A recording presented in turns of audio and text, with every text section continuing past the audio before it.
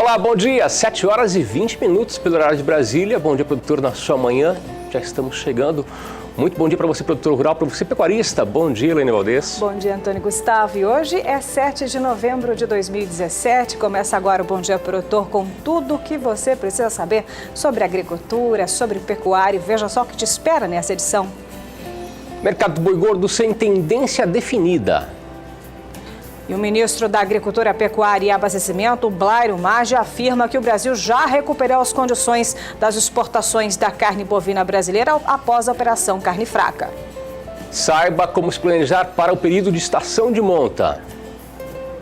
Veja também que a Rússia limita as negociações para carne bovina e carne suína aqui do país. Tudo isso e muito mais a partir de agora. Então, fique conosco, porque já está no ar o Bom Dia Produtor.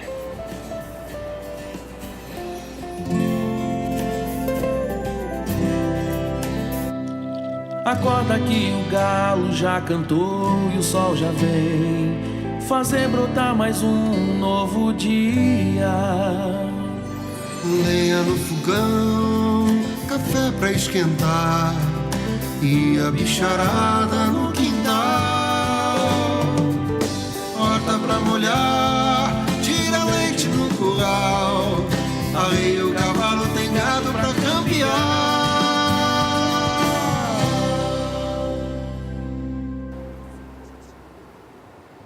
E para começar muito bem esta manhã de terça-feira, vamos passar a limpo como foi o fechamento de ontem, segunda-feira, iniciando essa semana com poucas movimentações, claro, muito típico de início de semana. Detalhes com a Escort Consultoria. Olá, aqui é Gustavo Aguiar, falando hoje sobre o mercado do boi nessa segunda-feira, dia 6 de novembro de 2017. O mercado começando a semana de maneira bastante indefinida ainda nesse momento, né? Das 32 praças pesquisadas pela Scott Consultoria foram verificadas 6 altas, 3 baixas, no restante os preços permaneceram estáveis.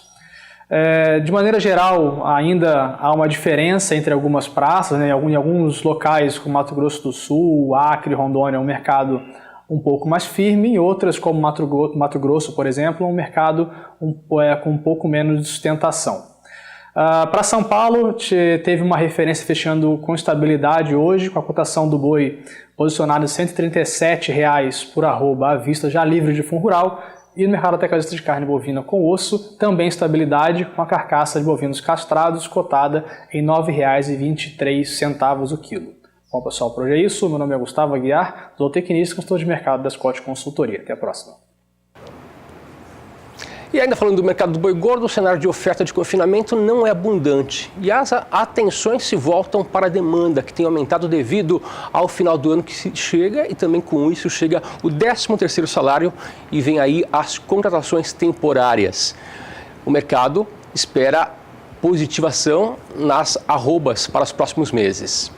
É isso mesmo, a gente vai dar uma olhadinha então, vamos dar um giro pelas regiões brasileiras, números atualizados ontem pela Scott Consultoria, para que você de casa possa ver como está a cotação, o preço da arroba do boi gordo. É isso que a gente começa, a região sudeste na tela do seu televisor, nesta manhã de terça-feira, onde foram observadas altas, viu? Alta de 50 centavos no sul de Minas Gerais e de R$ 2,00 no Rio de Janeiro. Com isso, o cenário é esse, Barretos e Araçatuba, interior do estado de São Paulo, a R$ 137,00 o preço do boi gordo à vista.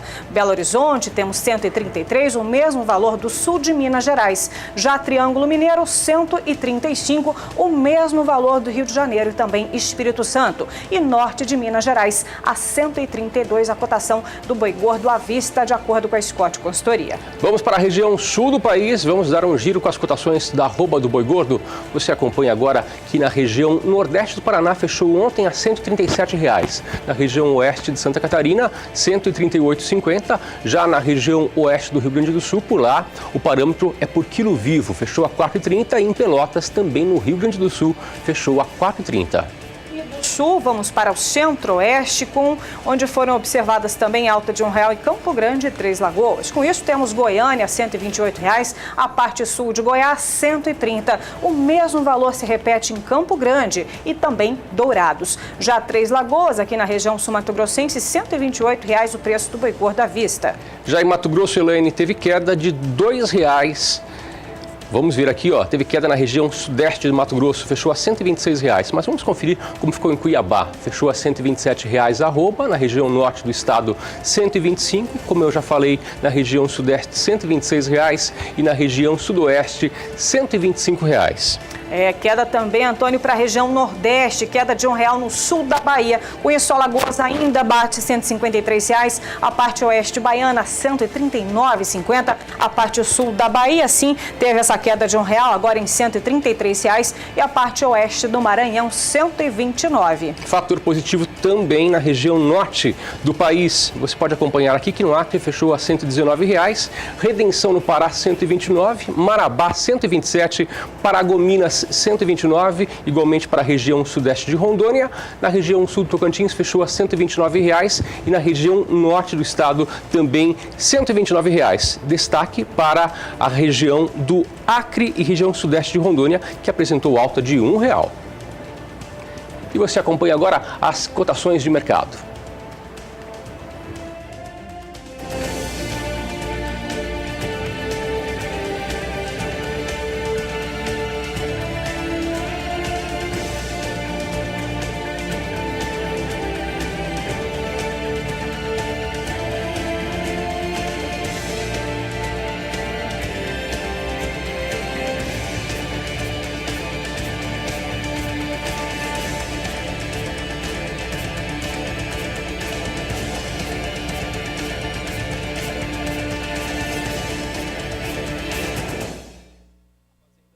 E o Bom Dia Produtor fala agora do mercado internacional. E como a boa notícia é que as exportações de carne bovina já recuperaram a média após a deflagração da Operação Carne Fraca.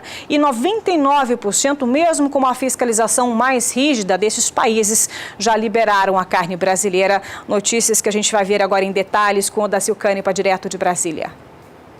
Segundo o ministro, logo depois da Operação Carne Fraca, a média diária das exportações caiu de 60 milhões de dólares para 74 mil nas primeiras semanas. Dos 93 compradores fixos, 90 já estão de volta. O mercado na Europa e Oriente Médio está regularizado. O ministro apresentou um panorama otimista do mercado da carne brasileiro.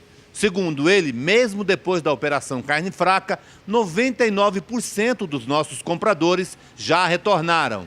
Foi normalizada, nós já, considerando o agosto do ano passado, de janeiro a agosto do ano passado, com janeiro a agosto esse ano, nós já retomamos os volumes e também os valores em milhões de dólares. Então a carne fraca deu uma parada, nós tivemos algumas semanas sem embarcar, mas depois retomamos e estamos de pleno acordo com o mercado, funcionando, sem reclamações. O importante é dizer que os países passaram a ter uma fiscalização mais dura quanto o Brasil, abrindo 100% dos contêineres que chegam nos seus destinos e não estão encontrando inconformidades grandes que poderiam atrapalhar o Brasil. Odacil Canepa para o SBA. E agora o assunto é a previsão do tempo. Ontem choveu forte na capital de Mato Grosso do Sul. E a previsão para a região centro-oeste é de chuvas abrangentes para esta semana. Vamos saber agora com a Juliana Rezende como fica o panorama para toda a região centro-oeste. Juliana, muito bom dia para você. Conta para a gente como ficam as pastagens. Agroclima, oferecimento Santa Helena, as melhores sementes de milho para grãos e silagem.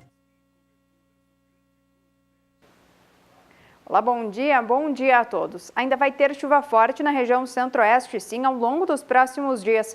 Os ventos no alto da atmosfera ainda transportam bastante umidade para o centro do país, como já vem ocorrendo ao longo das últimas semanas. Justamente essas instabilidades já garantiram um aumento da disponibilidade hídrica do solo em grande parte do Mato Grosso do Sul, sul do estado de Goiás e também nas áreas a noroeste do estado do Mato Grosso. Nos próximos 5 dias, as pancadas mais fortes vão ficar restritas entre o norte do estado de Goiás e também faixa leste do estado do Mato Grosso, onde os acumulados podem alcançar até 70 milímetros em apenas 5 dias. Mas vai ter previsão de chuva significativa na maior parte da região centro-oeste, com acumulados superiores a 30 milímetros nessas áreas do Mato Grosso e também grande parte do Mato Grosso do Sul.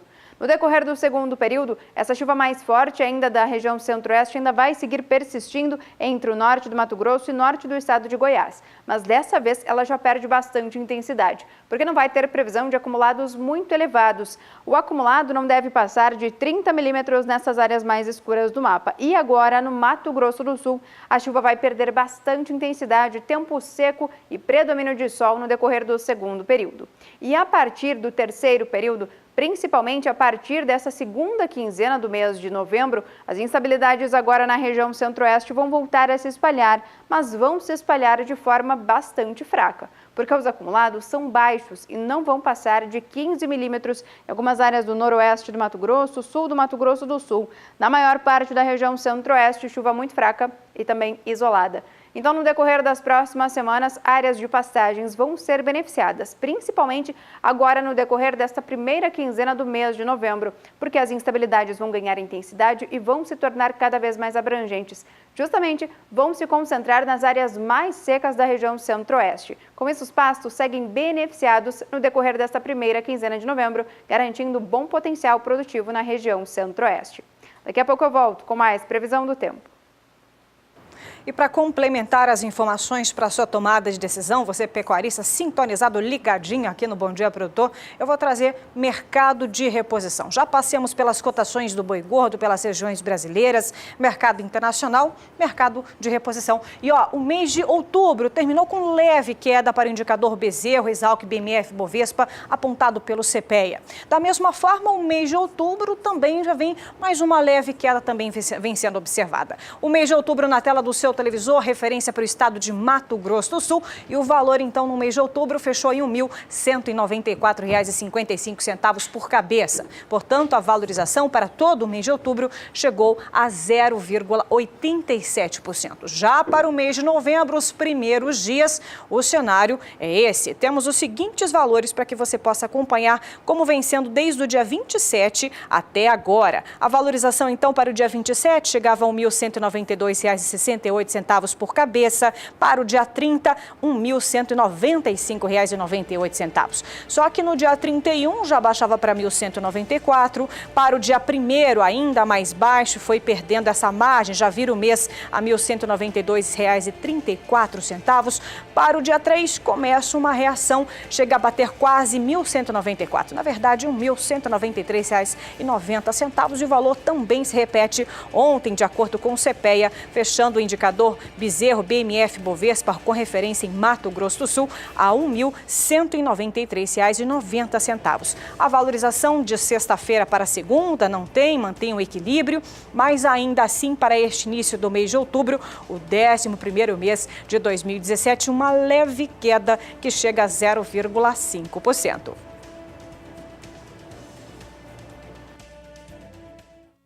Estação de monta, que é o período em que se concentra a cobertura das matrizes, seja por inseminação artificial ou por monta natural. O objetivo é agrupar o nascimento de bezerros em épocas com maior disponibilidade de pastagem e garantir com isso o maior peso do animal.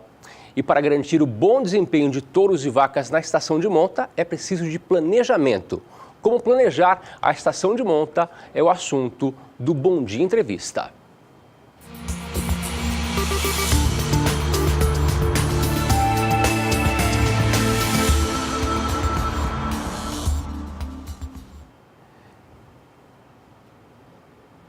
Para falar sobre a estação de monta, como se planejar para esse período, eu recebo o zootecnista da Real H, Leonardo Teodoro, que já está por aqui junto com a gente nesta manhã de terça-feira. Leonardo, muito obrigado pela presença aqui. Obrigado pelo convite. Leonardo, vamos falar sobre a estação de monta, vamos explicar para o pecuarista como que é importante se planejar para esse período.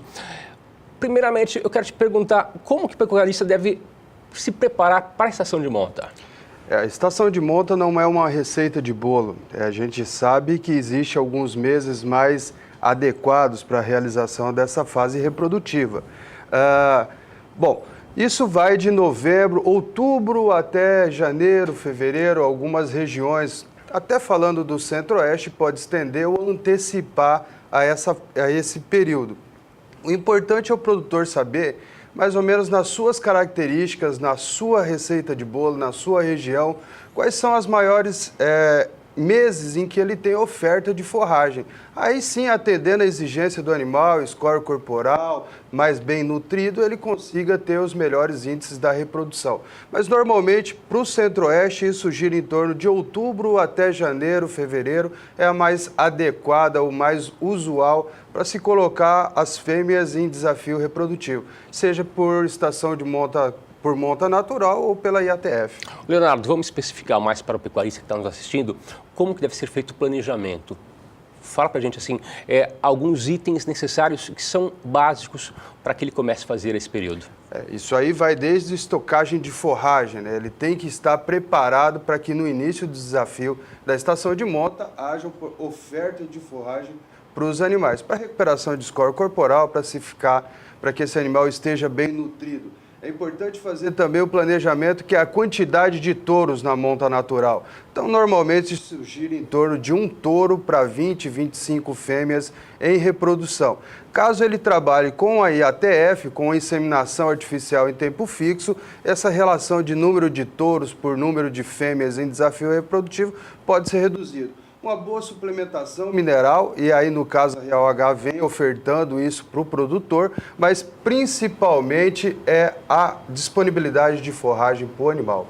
Fala pra gente se a estação de monta tem um período padrão, se tem uma época boa para iniciar, porque muitas vezes o pecuarista pensa que é uma receita de bolo, igual que você falou, e não é uma receita de bolo. Exatamente. Então, existe um tempo necessário que ele vai perceber que terminou aquele período e tem uma data certa para começar boa, uma melhor época? Como eu tinha dito, no Centro-Oeste normalmente isso ocorre de outubro a janeiro, fevereiro. Algumas regiões elas podem antecipar, alguns produtores gostam de trabalhar a partir de setembro, alguns produtores gostam de estender essa estação de monta além de janeiro, fevereiro, se estendendo até março, abril. É importante o produtor entender que a prioridade da estação de monta, ou seja, colocar esses animais em desafio reprodutivo, é que ele tenha um melhor índice de reprodução, o maior número de fêmeas prens que estejam aptas a parir a nova geração de bezerros, mas também é importante que esses bezerros nasçam numa época mais favorável, ou seja, reduzindo aí a incidências muito elevadas de chuva. A gente sabe que bezerro nascendo em pleno fevereiro, janeiro, fevereiro, um índice pluviométrico muito alto, temos problemas de miíase, de bicheira, temos problemas de endo e ectoparasitas, de diarreia e principalmente doenças respiratórias. Agora, nós estamos numa pecuária mais moderna, a pecuária vem se evoluindo e agora tem se falado em a janela ideal da reprodução pensando em bezerros pro desmame mais pesado. Muitas vezes o produtor imagina que tem que dar ração, creep feeding, para que esse bezerro desmame mais pesado, e a Real H vem trabalhando em cima do produtor, em que a adequação dessa janela de reprodução faz com que o bezerro, ainda no útero da fêmea, ainda em gestação, ele seja um bezerro com maior feixes musculares, com mais capacidade de ter um peso ao desmame e até a fase de abate. Vamos falar de vantagens agora. Quais as vantagens econômicas para o pecuarista que faz a estação de monta?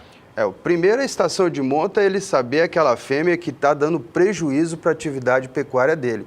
Ou seja, quando você coloca uma janela de desafio de reprodução, nessa janela você consegue identificar aquelas fêmeas que realmente não estão em trabalho reprodutivo, elas estão consideradas vazias. E aí o produtor vai optar por dar mais uma chance a ela ou fazer a receita através do abate, o descarte dessa matriz. A segunda vantagem é realmente você concentrar o período de nascimento. Isso traz vantagens operacionais para a pecuária, principalmente a parte de mão de obra hoje, de funcionários, de equipe que realmente esteja intensivo no período de nascimento, cuidando desses animais, desses recém-nascidos, evitando miíases, bicheiras, doenças respiratórias, diarreias, tudo aquilo que pode penalizar o desempenho dessa futura geração desses animais. E aí, por terceiro, que você concentrando essa janela de reprodução, você traz benefícios não só para a matriz, para que ela tenha score corporal, para que ela realmente tenha condições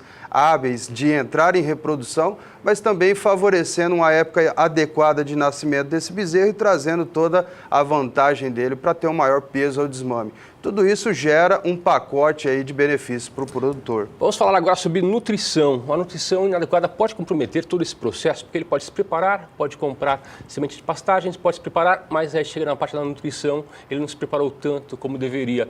Isso pode comprometer todo o processo? Com certeza, a nutrição é fundamental, é um dos pilares para esse resultado na reprodução. Nós podemos falar desde uma suplementação errônea, em que ela realmente vai impactar total no índice reprodutivo. Nós temos aí algumas formulações que erroneamente utilizadas podem atrapalhar desde a fixação do embrião no corpo uterino desse animal. Então, o primeiro desafio, que é a fêmea entrar em fertilidade e emprenhar, já foi almejado. E aí, por um erro de oferta de suplementação, no momento de fixação desse embrião no útero, ocorre a morte embrionária. Aí o produtor vai ter aí o fundo de maternidade, aquela vaca que realmente não emprenhou. Um erro estratégico na oferta de suplementação vai impactar também no índice final de reprodução, no índice de prenhez dessa fêmea. Pode impactar desde o nascimento do bezerro, então a fêmea tem um parto mais distócio, mais dificultado, e aí bezerro enroscado, bezerro caruara, bezerro que por outros fatores vem a ter uma qualidade de vida inferior e não consiga atingir todo o seu potencial genético e reprodutivo. Então, é importante sim uma adequação da nutrição. Leonardo, além da nutrição, quais os fatores mais importantes para ter um sucesso na estação de monta? Aí vem toda a parte reprodutiva, se o produtor está trabalhando com desafios de protocolos reprodutivos. Hoje nós estamos falando desde a inseminação artificial em tempo fixo, hoje já se fala de transferência de embrião em tempo fixo. Toda vez que você almeja índices mais elevados na reprodução, benefícios dessas tecnologias, você tem desafios maiores. E para isso não é importante só cuidar da boia do animal, cuidar da pastagem, não é só cuidar da fertilidade dos touros, do protocolo de reprodução, de toda a equipe operacional da atividade da pecuária, cuidar também da nutrição mais adequada do rebanho, mas a Real H tem ofertado aí os medicamentos homeopáticos que vêm a beneficiar esses índices reprodutivos. E aí sim o produtor conseguir romper a casa daqueles 50, 40, 50, 60% de prenhez da IATF ou romper os 80% de prenhez na estação de monta final. Então a gente realmente vem colocando algo a mais para o produtor aí no mercado para trazer esse melhor equilíbrio, essa pecuária mais moderna que almeja aí índices mais elevados. Eu agradeço a participação do Leonardo Teodoro, da empresa Real H, ele que é zootecnista, veio aqui esclarecer para a gente sobre esse período tão importante que é a estação de monta. Leonardo, muito obrigado pela participação. Eu que agradeço. Nós vamos a um breve intervalo comercial, mas voltamos daqui a pouquinho com mais informações. Falaremos já sobre investimentos. Os melhores leilões do país você acompanha aqui pela Rede SBA. Fique com a gente, voltamos em 2 minutos. 7h47 pelo horário brasileiro de verão. Para você, uma excelente manhã de terça-feira. Que tal fazer um bom investimento? A hora é agora e o lugar é aqui, viu? Então já se prepara, já toma nota do primeiro grande investimento que você pode fazer. É que acontece nesta quinta-feira, portanto, depois de amanhã, a partir das 8h30, 8h30 da noite, pelas lentes do Agrocanal, a transmissão do 7º leilão Fazendas HE Muares. E olha só, em oferta, mulas, burros, muares, éguas e jumentas. E para falar mais sobre esse assunto, nós estamos recebendo aqui o Júlio César, que vai contar tudo para a gente dos preparativos. Tudo pronto já para receber esse grande evento? Bom dia, Júlio, bem-vindo. Bom dia, muito obrigado. Tudo pronto, estamos aguardando aí ansiosamente para o grande dia, né? É um leilão muito esperado, a gente vem preparando os animais já durante o ano todo, né? O ano inteiro de preparativo? Todo. A gente vem selecionando os animais, né? E já alguns em processo de doma, né? Alguns já mais adiantado, algum com a doma um pouco mais recente, né? E inclusive a gente fez um leilão há uns 60 dias atrás, onde a gente tinha mais animais jovens, né? Então a gente tem mais animais domados, também jovens, porém domados, né? Então a gente vem trabalhando uma seleção e sempre no final do ano a gente coloca mais animais domados, né?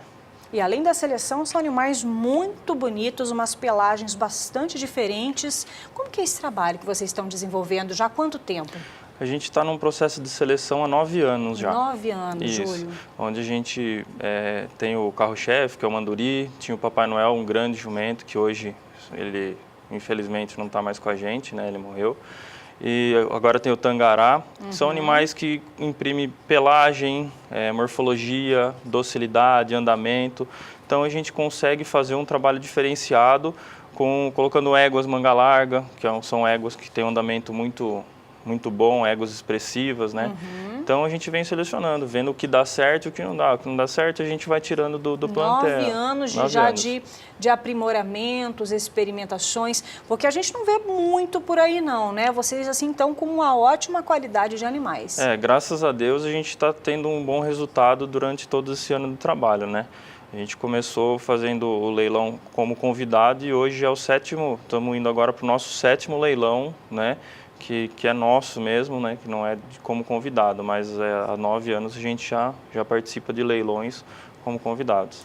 E os produtores estão tendo a oportunidade também de conhecer mais um pouquinho desses animais enquanto a gente fala. Sim. Agora, uma parte boa, a condição de pagamento. Isso, a forma de pagamento a gente faz em 30 parcelas, né? Que são 2 à vista, 2 com 30 dias, 2 com 60 e mais 24 vencíveis a cada 30 dias, né? Totalizando as 30 parcelas. E também tem o frete solidário, né? É um diferencial, a gente tem o frete solidário, que é para quase todo o Brasil. O amigo pode estar entrando no nosso site. Frete é muito importante. Tem amigo lá do Pará sintonizado, Minas Gerais, também aqui Centro-Oeste. Como funciona o frete solidário? Então, o frete é um trabalho, ele é terceirizado, tá? Não é a Fazenda HE que faz o frete. Então, tem o Dimas, né, que trabalha com a gente já há alguns anos. Então, ele faz só esse tipo de trabalho com frete solidário, viabilizando aí para o amigo que está no Mato Grosso, Santa Catarina, Rio Grande do Sul, São Paulo, enfim, todos os estados do Brasil aí, ele que vem reunindo os animais para fazer um frete com preço melhor. Então, ele me passa os preços, a gente coloca no nosso site e também na mesa operadora. O amigo pode estar ligando e consultando o valor antes de estar adquirindo o animal. O que facilita muito, né? Com Tirar certeza. dúvida das pessoas. Agora, tem algum especial dentre essas ofertas que é o seu xodó, Júlio César? Olha, é difícil a gente falar que a gente vem acompanhando, igual então filho, né? tudo é né? bonito, tudo a gente gosta. Passou o lote 2 aí também, que é uma mula muito bonita, uma mula pampa, né? E ela vem essa daí. Essa é muito bonita, hein? É uma mula linda, né? A galeria da HE. E todo mundo que vai lá gosta dela, né? Então fala, nossa, essa mula é diferente. Quer montar uma mula muito mansa, né? Uma mula muito mansa, uma mula de destaque. Porque no Moar é difícil tirar um animal dessa pelagem. A gente vê bastante burro preto, mula preta, ruana e tal, mas nessa pelagem é mais difícil de tirar. Que é o Papai Noel que conseguia tirar muito animal nessa pelagem, né? Por isso Papai Noel. O Papai Noel a gente comprou de um parceiro nosso, Dudu Aquino, que está com a gente aí até hoje, divulgando, ajudando a gente aí e tal. E foi com muito custo a gente conseguiu comprar esse jumento dele, né? E ele ficou 2 anos com a gente, infelizmente deu cole que a gente não conseguiu salvar. Mas hoje tem o Tangará também que está produzindo muito bem, né? E essa mula é um xodó da HE, um dos, né? Um dos xodós, né? Esse daí. Então vamos deixar um convite especial para o amigo pecuarista, amigo produtor que está sintonizado, gostou muito dele também e das outras ofertas que estarão disponíveis já depois de amanhã, nessa quinta-feira, 8h30 da noite, pelas lentes do Agro Canal. Deixa o convite então para o amigo que está aqui sintonizado. Eu gostaria de convidar vocês para o 7º leilão virtual dos Fazendas HE. Que será realizado às 20h30 pelo Agro Canal. O amigo pode estar consultando também e fazendo o seu cadastro no nosso site www.fazendashe.com.br. Qualquer dúvida tem meu telefone, tem e-mail, a gente está aí a semana toda respondendo vocês. Tá certo. Então, reforçando, depois de amanhã, quinta-feira, 8h30 da noite, pelas lentes do Agro Canal. Oferta imperdível, animais muito selecionados para você de todo o Brasil, com esse frete solidário Parabéns pela iniciativa, pelo trabalho de 9 anos de genética, de investimento, de árduo trabalho para chegar nesse resultado que a gente acabou de ver na telinha. Não é fácil não, né, Júlio César? Não é fácil, é muito trabalho, mas graças a Deus vem dando certo. Muito obrigado pela oportunidade. Tá certo. E olha, por aqui a gente continua com informações de investimentos para você de todo o Brasil. Imperdível essa quinta-feira, viu, Antônio? E agora eu falo para você, produtor rural, que quer fazer um grande investimento. Em Capinópolis, Minas Gerais, surge uma nova oportunidade de investimento. É o leilão Usina Vale do Paranaíba. Conheça mais detalhes na reportagem de Valdir Pacheco.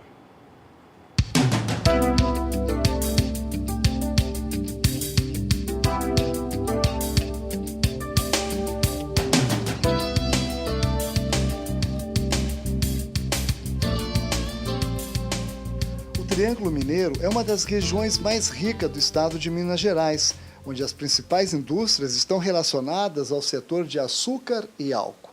Nos últimos anos, o Triângulo Mineiro é a região que mais tem recebido investimentos.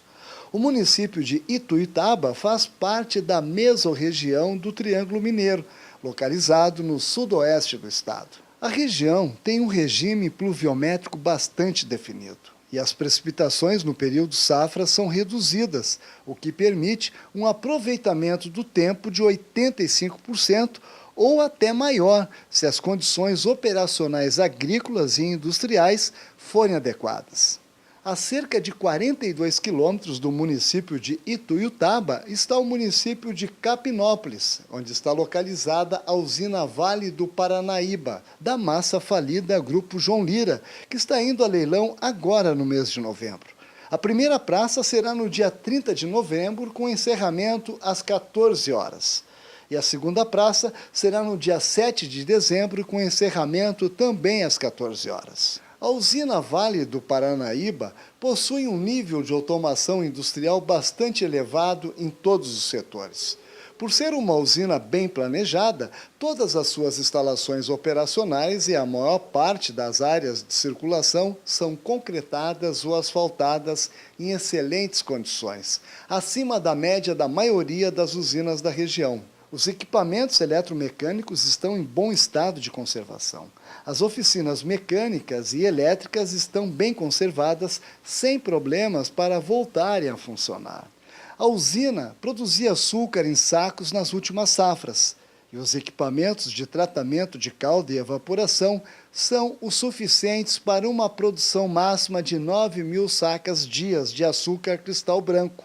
Assim, quando se prioriza a produção de açúcar durante toda a safra, a capacidade máxima de produção em 207 dias é calculada em 9.000 sacas vezes 207 dias, é equivalente a 1.863.000 sacos de 50 quilos, ou 93.150 toneladas.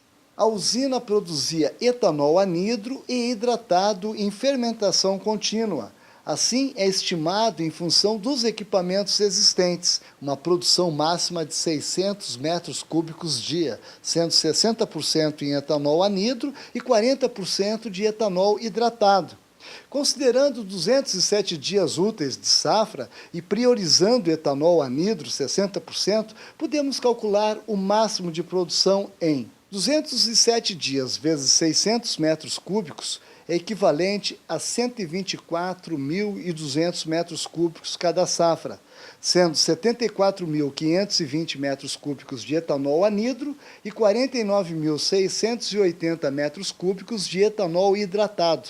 De acordo com esse quadro, no ano de 2012 e 2013, na usina foram moídos 1.152.089 toneladas de cana, que resultou em 54.814 toneladas de açúcar.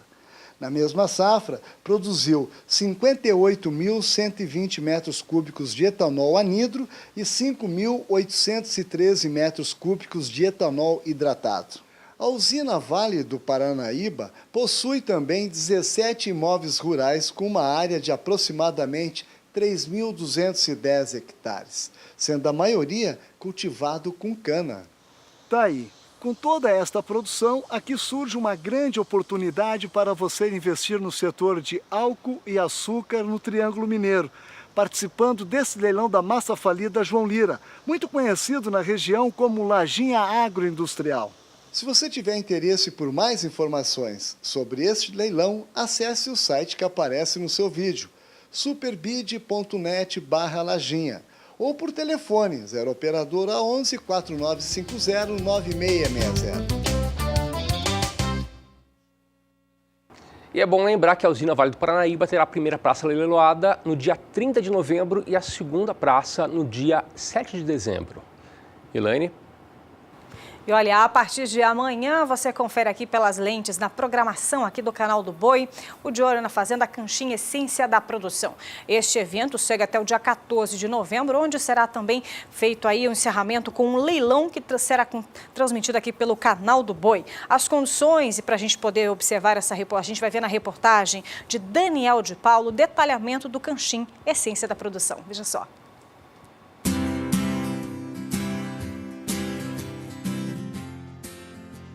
Tudo o que é essencial para a pecuária de corte está nessa raça sintética inventada pela Embrapa há quase 7 décadas. A mescla de charolês com zebu até dispensaria apresentações pela fama que o Canchim, resultante desse cruzamento, ganhou produzindo carne a campo com toda a sua imponência e precocidade. Mas aqui cabe um reforço no convite para acompanhar a venda de 150 reprodutores do leilão virtual Canchim Essência da Produção, que começa dia 8 de novembro, com venda a preço fixo pelo SBA e termina no dia 14, com um leilão que o Canal do Boi mostra a partir de 8h30 da noite. Os criatórios Ilma Agropecuária de São Paulo, Itamaraty, de Mato Grosso do Sul, São Joaquim, do sul de Minas, e Canchim da São Tomé, de Goiás, se juntaram para ofertar o melhor da safra de touros jovens, com média de 2 anos, carcaças de uma conformação e preenchimento de alto padrão, e todos frutos de genética que se consolida nos 4 promotores graças a uma base de matrizes como a que a São Tomé ostenta, com mães que parem mais cedo e podem desmamar bezerrada com média de 328 quilos a pasto. São as formas que se validam com a qualificação dos filhos em programas como o Gene Plus da Embrapa e o PECAD, Prova Canchim de Avaliação de Desempenho, que todo mundo usa para nortear sua seleção. Tudo muito bonito, tudo muito prático, muito funcional. Cada criatório tem o seu cenário, tem o seu manejo e as suas escolhas, mas em comum a responsabilidade de buscar a essência de produção de cada um de seus animais, todo o rigor de fazer uma pré-seleção, levar os melhores para uma prova de desempenho e ali sim escolher o que é de melhor para levar a leilão. Isso se chama respeito ao mercado, garantia de resultado. Isso é uma questão importantíssima, o Canchim leva muito a sério isso e esses criadores em particular levam isso mais a sério ainda. E isso garante a oferta, a qualidade desses animais que são ofertados em função da qualidade genética que esses rebanhos possuem. A gente tem usado só touro que é bem avaliado na prova.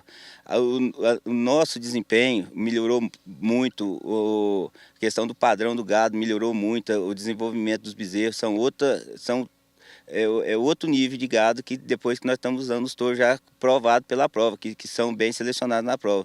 Aí depois disso, até o nosso desempenho na prova está sendo bem diferente do que antes, que a gente não usava, que não fazia essa seleção. Nem todos os touros do leilão passaram pelo PECAD, mas o currículo dos melhores classificados formou as gerações que hoje se destacam nas avaliações, tornando esses rebanhos referência nacional. Para você ter uma ideia, essas provas avaliam por ano cerca de 200 animais, de 28 animais que foram classificados elite na prova do ano passado. Essas 4 fazendas, esses 4 criatórios produziram 20 desses 28 elites. Portanto, essas 4 fazendas juntas produzem 70% do que se tem de melhor em termos de genética na raça, avaliada pelo programa Gene Plus Embrapa. Isso certamente respalda o programa de melhoramento que essas fazendas têm feito, têm produzido, e isso respalda, sem dúvida nenhuma, a qualidade genética dos animais que essas fazendas oferecem. Também explica a fidelização de um mercado sempre em busca de segurança. O mercado é inteligente, como a gente costuma dizer, o mercado tem uma inteligência que sabe valorizar o que realmente produz, o que realmente dá resultado. Essa a função da raça Canchim, essa a função desses criatórios. Produzirem animais que consigam trazer um maior retorno para o pecuarista, para o cruzador, quando ele usa esses touros. Hoje nós vendemos touro só que foi avaliado, não vendemos nada sem registro. Todos os touros que nós vendemos aqui passou por 2 avaliações dos técnicos. Aí tem os touros que vêm da Pecad ainda, que assim, tem um diferencial, a gente vende eles separado, que já tem a prova, que tem os resultados individuais deles. E tem dado muito certo, o pessoal tem procurado muito os animais que são destaque em prova. E volta para comprar. E volta sempre a comprar. Todo ano já está repetindo os clientes que não conheciam a raça, que hoje já tem resultado, estão todos voltando. Ainda mais numa modalidade que oferece a comodidade de investir com preço fixo, sem disputa e com a credibilidade e abrangência da televisão em nível nacional. A comodidade porque o comprador ele tem toda a liberdade de escolha, ele tem todas as informações disponíveis, ele pode pensar com calma, ele pode fazer uma compra consciente, como deve ser feita. A aquisição de genética é um ponto importantíssimo dentro da produção de gado de corte, a gente sabe disso. E certamente a raça Canchim e esses criatórios estão dispostos a oferecer isso ao pecuarista moderno, que é o que ele merece. Quem também quer esse benefício não pode perder o leilão virtual Canchim Essência da Produção, que o SBA mostra a partir do dia 8 de novembro, com preço fixo, e que termina com o leilão do dia 14, 8h30 da noite, pelo canal do Boi.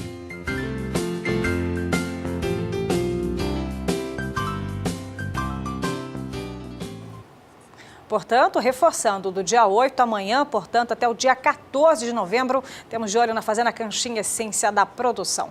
Por aqui é hora de intervalo comercial, mas você vai ficar com as imagens de um grande evento que acontece hoje, 8h30 da noite, com transmissão aqui pelas lentes do canal do Boi, o leilão virtual Trio de Qualidade, na oferta 80 touros Nelore, que a realização é da Central Leilões. Daqui a pouco falaremos sobre o setor leiteiro, que aguarda a posição do governo federal com relação à importação de outros países. Fique com a gente, voltamos em 2 minutos. Bom dia, produtor, de volta na sua manhã de terça-feira. Agora são 8h08 pelo horário brasileiro de verão. E agora o assunto é sobre pecuária leiteira. O setor leiteiro aguarda uma definição do governo federal com relação às importações do produto. O ministro Blairo Maggi disse na última semana que é favorável para que mudem as regras da importação dos produtos lácteos. Mais detalhes na reportagem de Odacil Canepa. O maior problema do setor leiteiro é com relação ao Uruguai, segundo a Associação Brasileira dos Produtores de Leite. Na semana passada, o ministro Blairo Maggi garantiu que está mantida a disposição do governo em mudar a cota de importação. O presidente da Abraleite diz que a medida tem que sair com urgência. Então, toda a cadeia produtiva espera ansiosamente que a decisão do governo seja favorável aos produtores brasileiros e não favorável ao Uruguai. A expectativa nossa é de que seja dada a notícia pelo governo federal, através do MEDIC, que as importações serão pelo menos fiscalizadas, pelo menos controladas. Nesta semana que passou, o ministro Blairo Maggi deu uma declaração que deu a entender que ele não estaria mais nos apoiando, que fosse um recuo, e ele fez uma nota ontem, após várias entrevistas da Abraleite, ele fez uma nota dizendo que está do nosso lado e que realmente enxerga o problema. Então esperamos que o governo entenda isso. O ministro está na Rússia, ontem em uma reunião no Ministério da Agricultura, solicitamos que o Ministério da Agricultura se manifestasse ao MEDIC para que realmente a posição do governo federal fosse favorável aos produtores brasileiros. Na verdade, nós não solicitamos especificamente uma cota, e sim alguma restrição, algum controle dessas importações. Existe um modelo que é feito com a Argentina, em que o setor privado brasileiro com o setor privado argentino fizeram um acordo e esse acordo foi chancelado pelos governos. Pode ser um modelo parecido com esse. O setor leiteiro aguarda uma decisão do governo nesta semana. Odacil Canepa para o SBA. E olha, essa decisão chegou, viu? Porque vai ser realizado hoje, lá na capital federal, uma audiência pública que vai debater a política brasileira de importação de produtos lácteos. Participam no debate membros da Comissão de Agricultura e Reforma Agrária e os ministros Blairo Maggi, da Agricultura, Marcos Pereira, da Indústria e Comércio Exterior e Aloysio Nunes Ferreira, das Relações Exteriores. A audiência é um pedido do presidente da Comissão do Senado, Ivo Cassol. Segundo ele, a importação de leite em pó tem prejudicado a pecuária leiteira brasileira. O debate irá analisar uma possível revisão da política atual. As importações no setor lácteos ganharam destaque em outubro deste ano, quando o governo anunciou a suspensão temporária das licenças de importação de leite do Uruguai, que é um dos maiores fornecedores do país. A audiência pública, que é interativa, está marcada para acontecer hoje, logo mais às 11 horas pelo horário de Brasília, 11 da manhã, no Senado Federal. Para quem quiser participar com comentários ou perguntas, é só acessar o portal da Cidadania no Senado Federal, que é este endereço que você vai ver agora na tela, ou mesmo ligar para a Central de Atendimento do Senado, número 0800 61 2211. Portanto, audiência pública hoje lá no Senado Federal. E falando em leite, vamos conferir a cotação do litro do leite nas principais praças produtoras do país.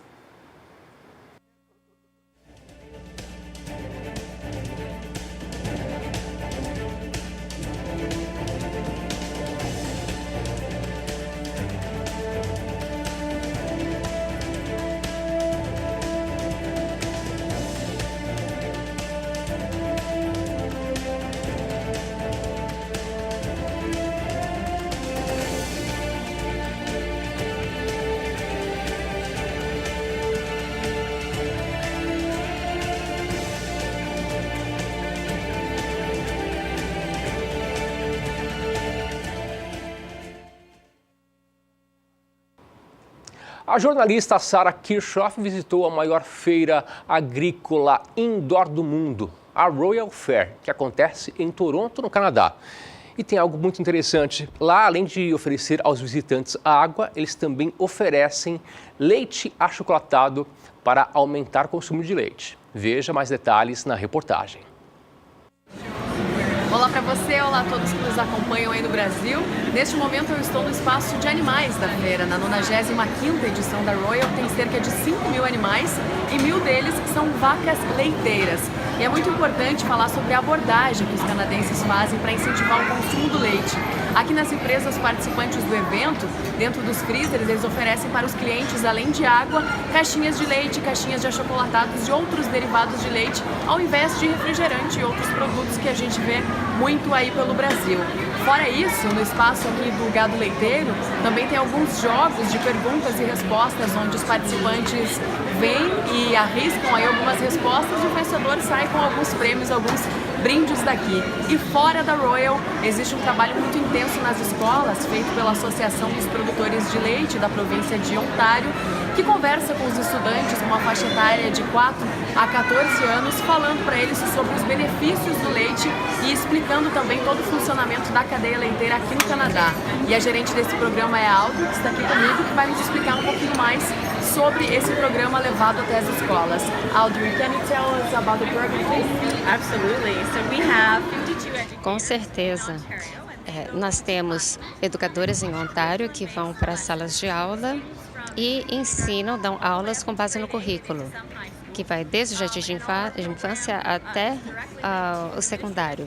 Esse programa está diretamente ligado às diretrizes curriculares do Ministério da Educação, portanto, nós falamos sobre as tecnologias envolvidas na produção de alimentos, o setor leiteiro, o processamento de leite em outros produtos e o que é mais popular, que são as apresentações chamadas Dairy Goodness, em que nós falamos sobre os benefícios de tomar leite, como é que você acessa os nutrientes que estão no leite, que são os alimentos que são mais densos em termos de nutrientes disponíveis aos consumidores. E são aulas em que os nossos filhos podem participar, seja através de aplicativos, seja através de atividades em que eles põem a mão na massa, fazendo manteiga ou fazendo iogurte. E nós falamos sobre o quão essenciais os produtos leiteiros são para a nossa saúde e dieta. essential dairy products are for a healthy diet. Então é uma abordagem muito interessante feita aí com os estudantes. E aqui no Canadá eles consomem bastante leite, inclusive os adultos também consomem muito leite no dia a dia, desde o café da manhã até a noite. É muito comum o consumo de leite por aqui. De Toronto, no Canadá, Sara Kirchhoff para o SBA. Agora vou dar uma pausa para mostrar para você mais uma grande opção de investimento, viu? É que o Canal do Boi transmite depois de amanhã, quinta-feira, 8h30 da noite, o leilão virtual Touros Nelore Fazenda Taísa. Em oferta, 40 reprodutores Nelore, 500 animais para cria, recria e engorda. Mas quem vai dizer para a gente os detalhes desta grande oferta é ele, o leiloeiro Éder Benite Catatal. Bem-vindo, bom dia. Bom dia, senhora, tudo bem? O que está sendo preparado para esse grande evento? Olha, para esse grande evento, eu quero primeiro dar o bom dia a quem está nos assistindo. Agropecuária Samambaia está lá em Minas Gerais, acompanhando a nossa participação e vai poder estar adquirindo reprodutores Nelore ceipados. Uma torada que vem, são 40 reprodutores Nelore de um criador muito dedicado quando nós falamos em animais avaliados. Por exemplo, você busca na régua de DEP de cada touro, peso ao nascimento, peso ao desmame. Quer dizer, se eu trabalho com a cria e eu trabalho em vender bezerros, evidente que eu tenho que adquirir animais com essas características, ou seja, o bezerro, se eu desmamo o meu bezerro a 180, 200 quilos e eu vou poder fazer um aumento em relação ao peso ao desmame de 230 quilos, veja bem, você está ganhando 30 quilos a mais. 30 quilos a mais a R$ 6,00 o quilo vivo, você consegue agregar na venda dos seus bezerros de 180 a 200 reais a mais. Tem que evoluir, né? Evidente. Tem que evoluir. Então, mas como é que eu chego nesse perfil, nesse trabalho? É quando eu adquiro reprodutores avaliados, reprodutores ceipados, quer dizer, que é o mais importante, né? Por quê? Porque aí, eu trabalho com a recria e vendo boi de 2 anos. Quer dizer, se você tem um animal com ADEP para 450 dias, é evidente que ele entra nesse perfil, né? Quer dizer, eu quero um touro para idade para o primeiro parto, que é IPP. O que representa isso?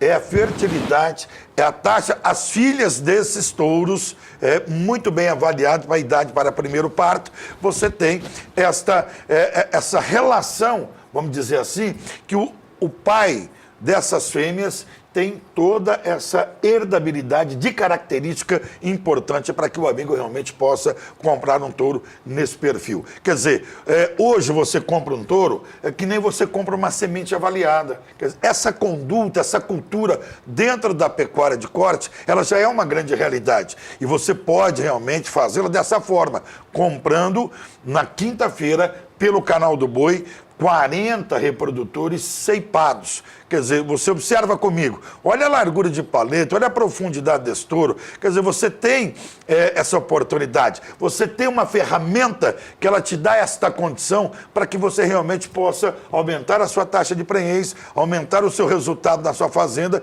e, evidente, aliando aquilo que é mais importante, é no seu bolso. E o produtor, quando ele erra, para você conseguir consertar o seu trabalho de acasalamento, você leva mais de 2 anos para você corrigir. Por quê? Porque são 9 meses de gestação, 8 meses para você desmamar o bezerro, para você ter o resultado e você começar a acasalar novamente.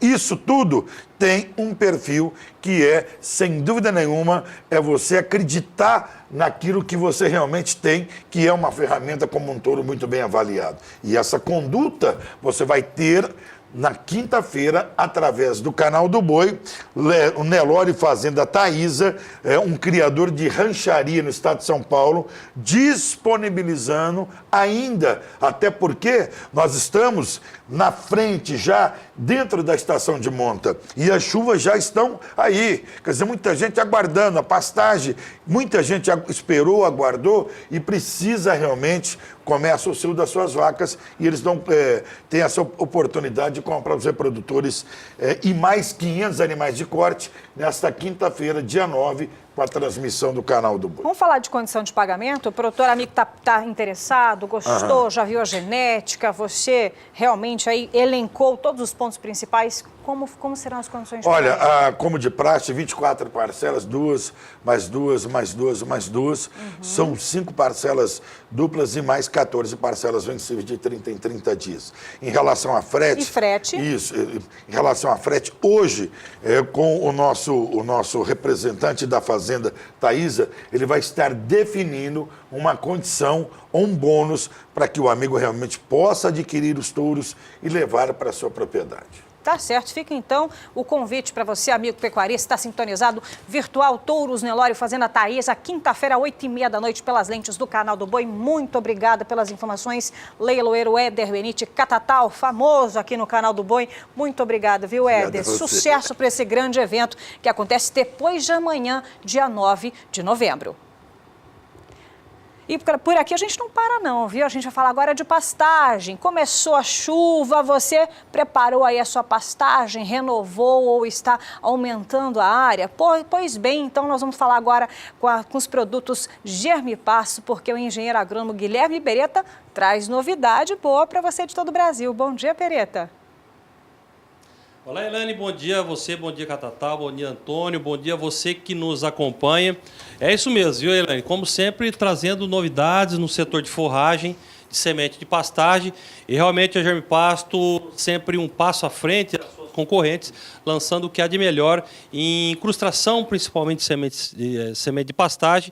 Eu estou falando sobre a Semente Select, um material que a Germipasto lançou recentemente e que traz, como sempre, toda a tecnologia e know-how de produção de semente de pastagem. Sem dúvida nenhuma, a Germipasto hoje é uma das gigantes na produção de semente de pastagem. São alguns aí, hectares produzidas em áreas próprias, e isso, meu amigo, faz toda a diferença, porque nós sabemos exatamente o histórico desse produto e tudo isso se transforma em qualidade de semente aí para você na sua propriedade.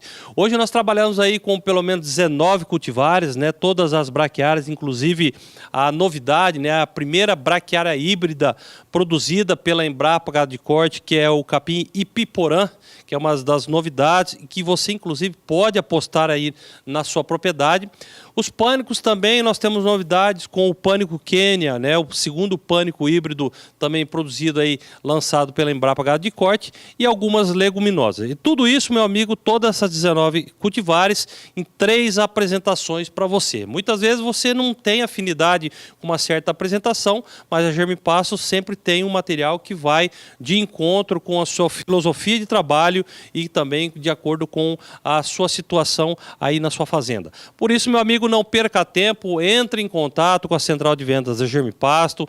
Você vai ser atendido aí pela equipe Nota 10, uma equipe extremamente preparada, tanto para fazer a parte comercial, como muitas vezes, se você tiver dúvida, né, sobre qual produto utilizar, a questão da interpretação de análise de solo, nós vamos ter um grande prazer em ajudá-lo da melhor forma possível. Vamos dar exemplo de cliente satisfeito? Nós vamos lá para o interior do Mato Grosso, a fazenda é Santa Clara, utilizou os produtos Germipasto e está bastante satisfeita. Confere aí.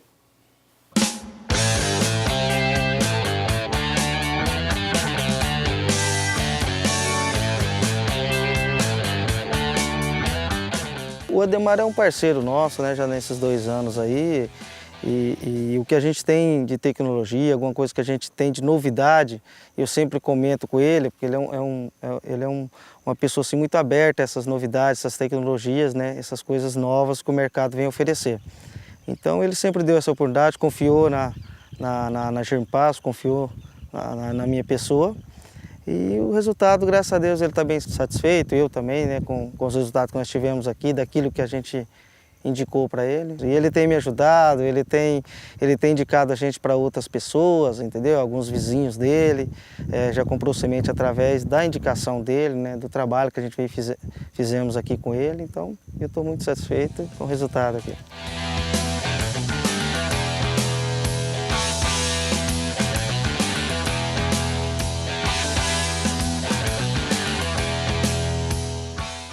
Praticamente aqui a gente já começou com o Germipasto, né?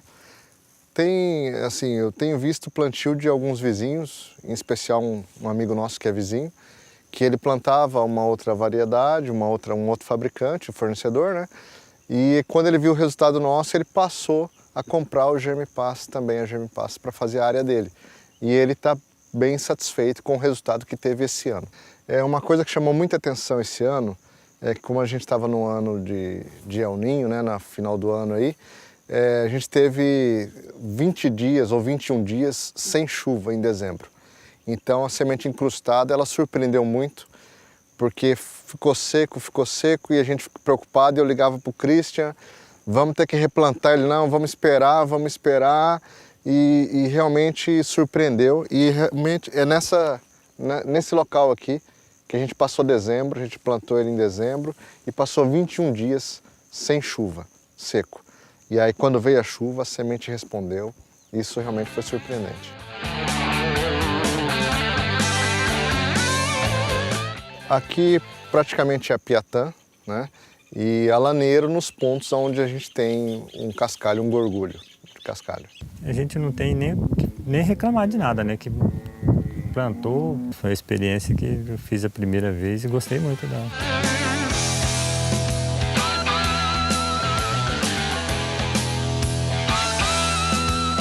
O ano passado que a gente começou a jogar primeiro, a gente mexeu arrastando o pneu nela, né? Agora esse ano já melhorou mais, a gente já pegou o rolo, né, pra gente trabalhar com ela, né? Então já melhorou bastante, já.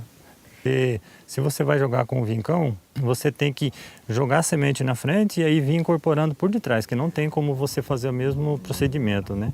Então você faz, tipo no caso do tempo, você ganha mais da metade do tempo do serviço, sem contar, economiza no combustível de tudo, né? No tempo de trabalho que você vai gastar menos.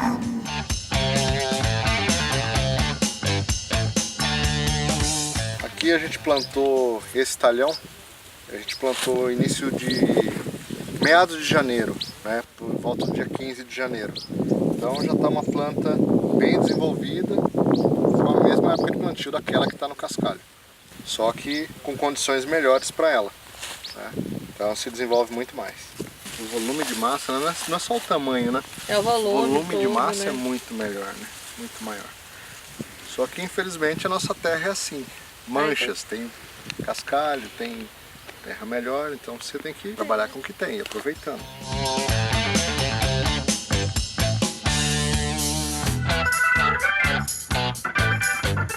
A pedra esquenta muito, mata a planta, né, em muitas situações. E então tem que ter uma variedade que suporte essa temperatura, né, tanto a temperatura como a umidade que vai perder muito rápido.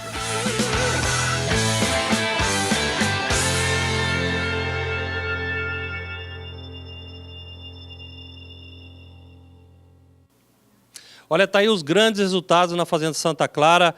Olha, meu amigo, você que precisa de resultados como esse, basta entrar em contato com a Central de Vendas da Germipasto. Como eu já disse, à sua inteira disposição, 19 cultivares, 3 apresentações e, é claro, a grande cereja do bolo, vamos dizer assim, que são as VDTECs, tanto a Plus como a Multi. Então não perca tempo, operadora 67 3389 6700 e aí na sua tela também um segundo número, 0800 647 0050. Se você preferir, você pode entrar em contato com a empresa através do nosso endereço eletrônico, o www.germipasto.com.br. Nas mídias sociais nós estamos presentes também, tanto Facebook como Instagram, e no YouTube, como é de praxe, você já sabe, são mais de 550 vídeos que a Germipasto já postou nesse canal e todo esse acervo à sua inteira disposição. Bom, meus amigos, por hoje é isso. Um grande abraço a todos. Bom dia. É com você, Elaine.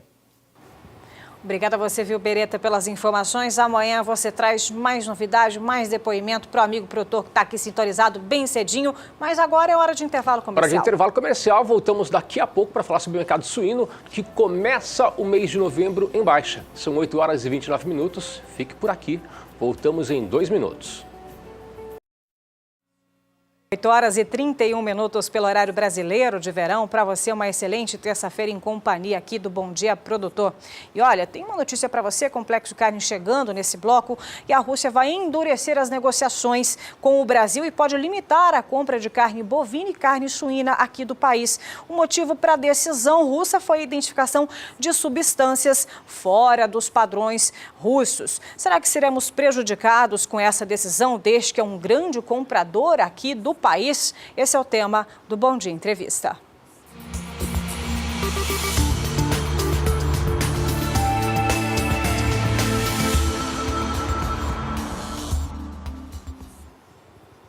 E para responder essa questão, para tirar as nossas dúvidas, estamos recebendo João Pedro Cuti Dias, analista de agronegócio aqui do Canal do Boi. Bom dia, João. Bem-vindo aqui ao nosso programa. Bom dia, Helena. Os russos jogam bruto, esse que é o problema dele. O mercado são firmes, né? Não é firme, não. É meio malandragem bruto mesmo. O que eles fazem isso eles criam dificuldades para tentar conseguir desconto, conseguir preços melhores. Entendi. O Brasil depende da Rússia, infelizmente, na carne suína. 40% das exportações são para a Rússia.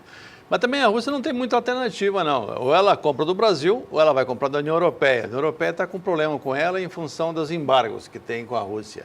Ou comprar dos Estados Unidos. Mas a nossa carne, ela tem uma característica muito favorável, que é a qualidade da nossa carne. Então, os caras vão inventar dificuldades para tentar criar problemas, cortar algum frigorífico, etc., para tentar barganhar preço. Facilitações. A balança comercial brasileira com a Rússia ela é muito equilibrada. Nós exportamos 2 bilhões 340, eles exportam para nós 2 bilhões 240, 250, né? É pequena diferença. Nós somos grandes compradores deles de produtos fertilizantes, por exemplo, o cloreto de potássio, monoamonofosfato. MAP, por exemplo, a Rússia tem momentos que a Rússia é até questionada por vender MAP a um preço abaixo do custo que os caras falam, né? Praticar operações de dumping. Mas essa é a briga do mercado. O problema do Brasil na carne suína é que nós estamos muito dependentes da Rússia. Então, o fato da Rússia criar qualquer dificuldade sempre cria um certo balança, né? Cria um estresse no mercado. Então, o Brasil teria que diversificar isso aí. Vender para a Rússia, ok, vamos vender para a Rússia, mas vamos também abrir novos mercados para estar fazendo o blairo. O ministro está procurando abrir Japão, Coreia do Sul e outros países que são grandes importadores de carne suína. E nós vendemos para eles, nós temos qualidade. E outra coisa, nós temos que apertar a nossa fiscalização, nós não podemos, em hipótese alguma, dar cara para bater. E aí, aqueles resultados da carne fraca, que mostrou aquela bandalheira, tem que ser tratada e tem que ser corrigida. Por exemplo, superintendente do Ministério da Agricultura, não pode ser uma indicação política, não tem lógica um partido querer negociar, barganhar para ter um cara na superintendência. Pega pessoal de carreira, pega pessoal técnico. Está faltando veterinário, o corporativismo do Ministério é muito forte, o pessoal, porque os caras aumentaram o salário, tem uma série de benefícios, vantagens, não querem que ninguém entre nessa área deles, os fiscais. Mas tem que haver, abrir espaço para que veterinários que sejam contratados para participar desse trabalho de fiscalização. Está faltando veterinário? Contrata, não precisa contratar como fiscal do Ministério, mas contratar como profissionais habilitados para fazer o trabalho de fiscalização junto aos frigoríficos. Ou seja, o Brasil tem que fazer o dever de casa para enfrentar problemas iguais a esse com a Rússia. A Rússia estava numa situação muito difícil 2 anos atrás. Preço do petróleo, $32 o barril. A Rússia depende umbilicalmente de quê? De vender petróleo e de vender gás natural para a Europa. Ela tem uma série de gasodutos que fornecem gás natural para a Europa. O preço do petróleo caiu para 32, consequentemente o preço do gás natural também caiu. Hoje, esse mesmo barril que valia 32 está valendo mais de $60 no mercado no hemisfério norte. Ou seja, houve uma melhora significativa na relação cambial. A hora que a Rússia parar de comprar do Brasil ou criar dificuldades, o que vai acontecer? Ela vai encarecer a carne para o consumidor russo. Não sei se isso é interessante ao Putin, nesse momento que deve ter eleições, acho que o ano que vem na Rússia.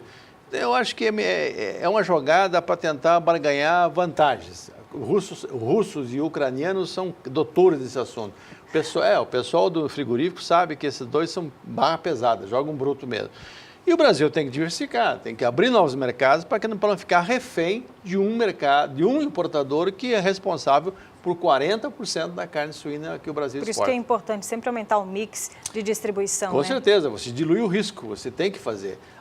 O ano passado, as exportações de carne suína foram favorecidas pela China. Esse ano há um certo movimento na China para segurar as importações e usar a carne produzida na própria China. A China tem dificuldades de ampliar isso aí. Então, vai ter que voltar a abrir as importações, porque ela é uma grande consumidora. Consome mais de 50 milhões de toneladas de carne suína.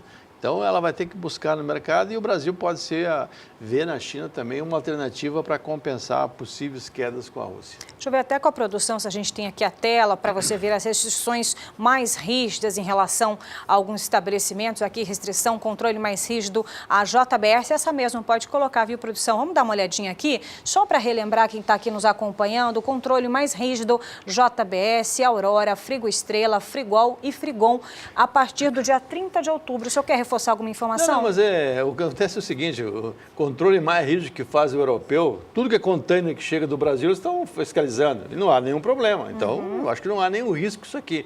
E outra coisa, o Ministério tem que agir também preventivamente, não é só multar, ele tem que fazer um trabalho junto com os frigoríficos, junto com as universidades, para desenvolver cada vez mais essa é uma área extremamente importante para o Brasil. São 14, 15 bilhões de dólares que entram no mercado. E, além disso, para nós brasileiros, que somos consumidores, tudo que for feito no aspecto sanitário, não é só para exportação, é para o mercado interno também. Então, é importante que faça isso. O Ministério tem que ter, em vez de ser uma ação apenas puramente punitiva, tem que ser uma ação preventiva e educativa. Ou seja, e o frigorífico tem que entender que acabou aquela época do JBS nomear o chefe de fiscalização, como aconteceu, e o cara ficou 2, 3 meses e pediu para sair. Então, isso tem que mudar, ou seja, tem que haver seriedade na coisa, do trato da coisa pública. Os frigoríficos tiveram a culpa? Tiveram. Agora é o momento que todos nós, brasileiros, temos que cobrar do governo ações reais, porque se houver qualquer problema de embargo por questões sanitárias, quem perde não é esses malandros aí, não. Quem perde é o senhor e a senhora que estão produzindo. Vão ser obrigados a vender o suíno, vender o boi, vender o frango a preços abaixo do custo. Por quê? Porque você não tem a válvula de escape da exportação. É fundamental para a estabilidade e para a segurança dos produtores brasileiros. O senhor acredita que essa operação carne fraca contribuiu para a mudança de mentalidade também desse contexto das indústrias, frigoríficos, não só para carne bovina, mas também influenciando carne de frango, carne suína? Olha, foi um desastre para o produtor brasileiro, isso que foi. Né? Para o frigorífico até que não, porque a margem que estão trabalhando é muito alta, eles estão trabalhando com 28%, 29% em relação a frigorífico bovino, vamos falar assim, né? Então, para o produtor foi um desastre. O preço do boi veio para 120, 125 e quando começa a reagir, acontece uma outra bandalheira, como aconteceu com esse negócio do JBS aqui no Mato Grosso do Sul. Então, é uma sequência de fatos errados, mas quem perde, infelizmente, é quem produz. É quem está atrás do processo, que é a parte mais frágil do processo, que é o produtor. Porque os frigoríficos acabam repassando esse custo, passando para frente, o câmbio me deu uma melhorada, o câmbio 13,30, 13,26, 13,27, ou seja, melhorou o câmbio, as exportações estão bem, o número de outubro foram bons, eu não vi o mês de novembro, mas só teve 2 dias úteis, é muito pequeno para você ter uma base para ser avaliada, mas o que tem que acontecer é o seguinte, tem que haver seriedade no trato da coisa pública. O Brasil todo foi bagunçado nesses 13 anos de lulapetismo, onde a corrupção foi institucionalizada. Nesse momento é a hora de lavar a roupa suja e tentar programar para que as coisas não aconteçam como aconteceu no passado. Tá certo, nós conversamos com João Pedro Cuti Dias, analista de agronegócio aqui do Canal do Boi. João, muito obrigada pelas suas observações e assim aumentar o mix de distribuição, segurando o resultado, então, para que a gente possa ter sempre êxito. É uma segurança para todos nós, tem que mudar, tem que dividir. Muito obrigada, Antônio. Vamos falar agora sobre previsão do tempo para a região sul do país. As instabilidades estão perdendo a força no sul do país, mas mesmo assim garantem boa plantabilidade para os pastos por lá. Vamos saber agora com a Juliana Rezende da Somar Meteorologia como seguem as chuvas para a região sul. Juliana. Até pelo menos essa primeira quinzena do mês de novembro é que as instabilidades ainda vão ficar um pouco mais fracas na região sul. Isso não deve diminuir de forma muito expressiva os índices de umidade do solo, que já vêm ficando muito elevados em praticamente toda a região sul, com índices superiores a 90%, que trazem bons cenários e bom crescimento para as áreas de pastagens. Agora, nos próximos dias, as instabilidades vão perder intensidade, porque são pancadas mais fracas que vão se concentrar entre o norte do Rio Grande do Sul e também no Paraná, acumulados que não devem passar de 30 milímetros. Nas demais áreas do estado gaúcho e também na faixa leste do estado de Santa Catarina, pancadas muito fracas e isoladas.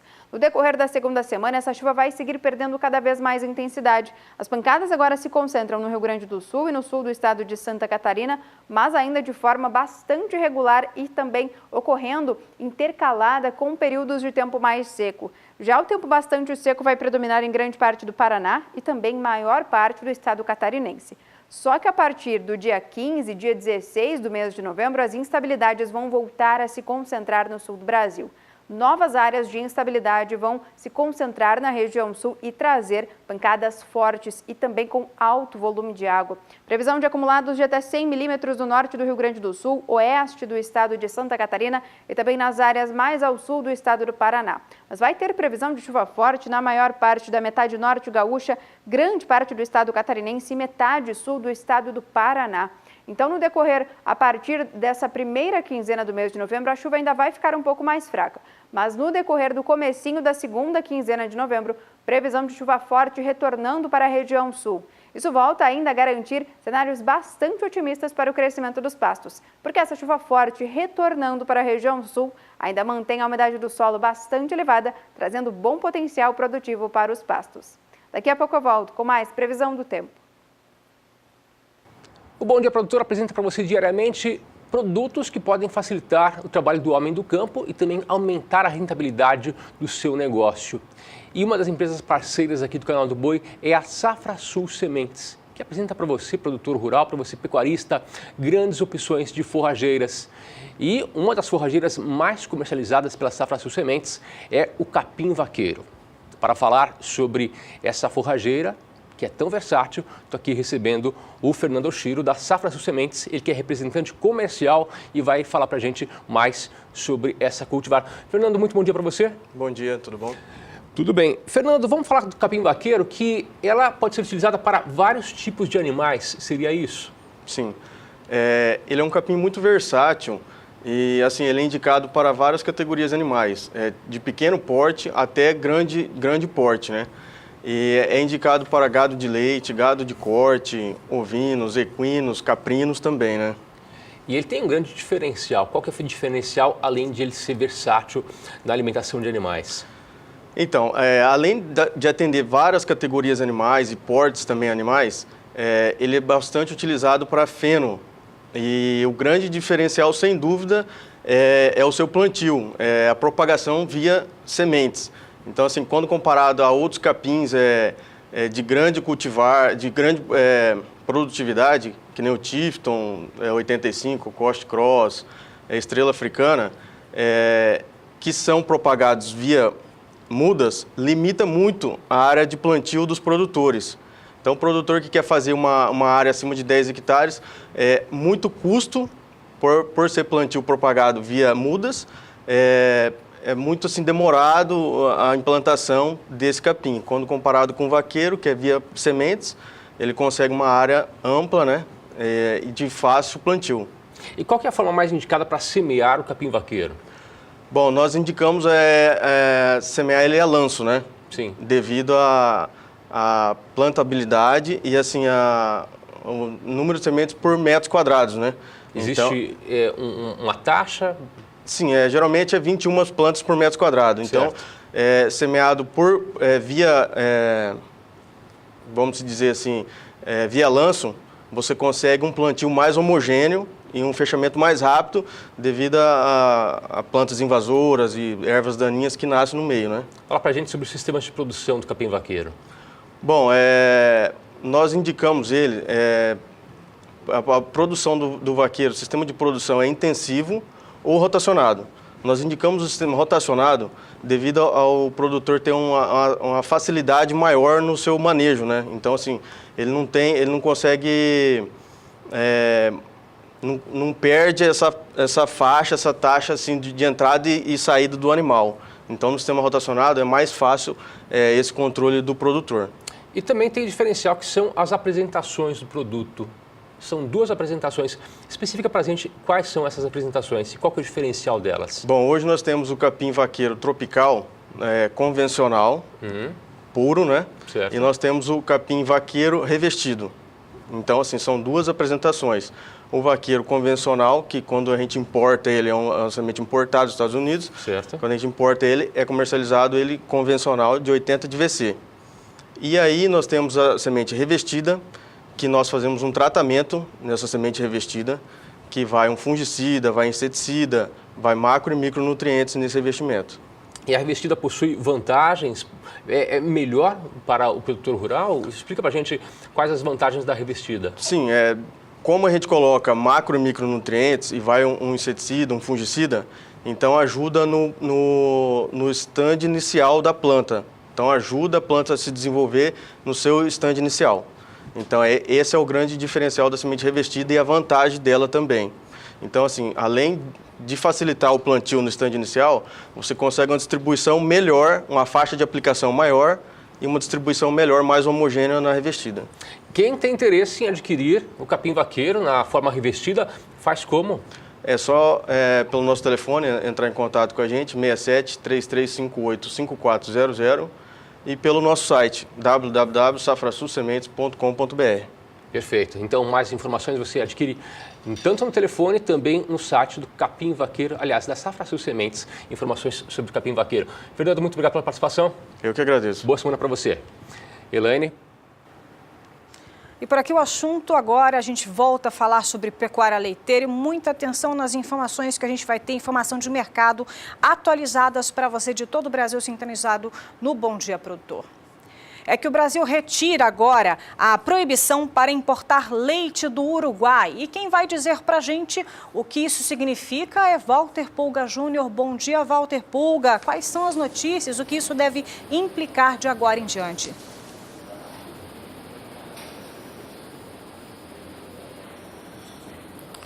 Bom dia a você, Elaine, bom dia a todos. Bom, o governo que havia decidido suspender qualquer compra, emissão de qualquer documento permitindo compra de leite lá do Uruguai, desconfiando de que estivesse ocorrendo uma triangulação, ou seja, que o Uruguai estaria enviando ao Brasil leite não produzido no Uruguai, mas produzido em outros países, o que se chama no mercado de triangulação. De fato, não ocorreu, não foi constatado. Uma auditoria feita no Uruguai por técnicos brasileiros não comprovou essa triangulação, foi feita durante a semana passada, não encontrou indícios de triangulação como foram, a princípio, desconfiavam produtores brasileiros, né?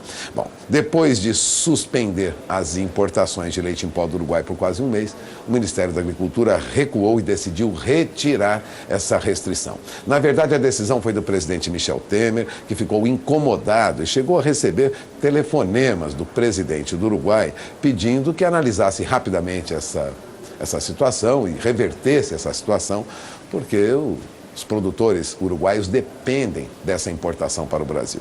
Resumindo, a decisão foi autorizada pelo presidente Michel Temer, foi tomada depois de uma auditoria, portanto, não há comprovação de que o Uruguai tenha feito triangulação com leite. Por isso, foi liberada novamente a importação de leite do Uruguai.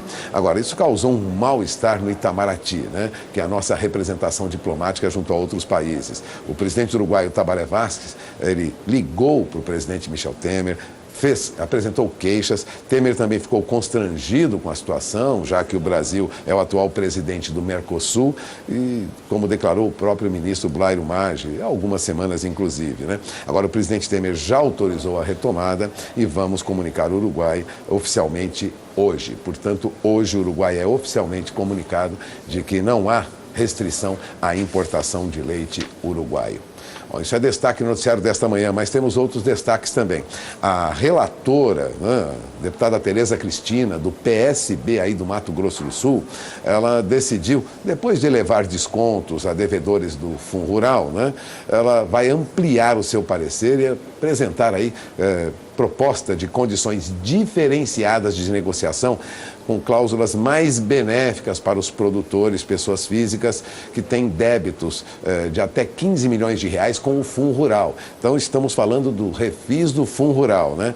Mas a relatora anunciou que vai rever todo esse valor ainda hoje, né, quando as discussões sobre essa medida provisória do refis do Fundo Rural, a medida provisória 793, será retomada. Bom, Tereza Cristina disse que vai sentar agora e ver se é possível, quantas pessoas seriam atendidas.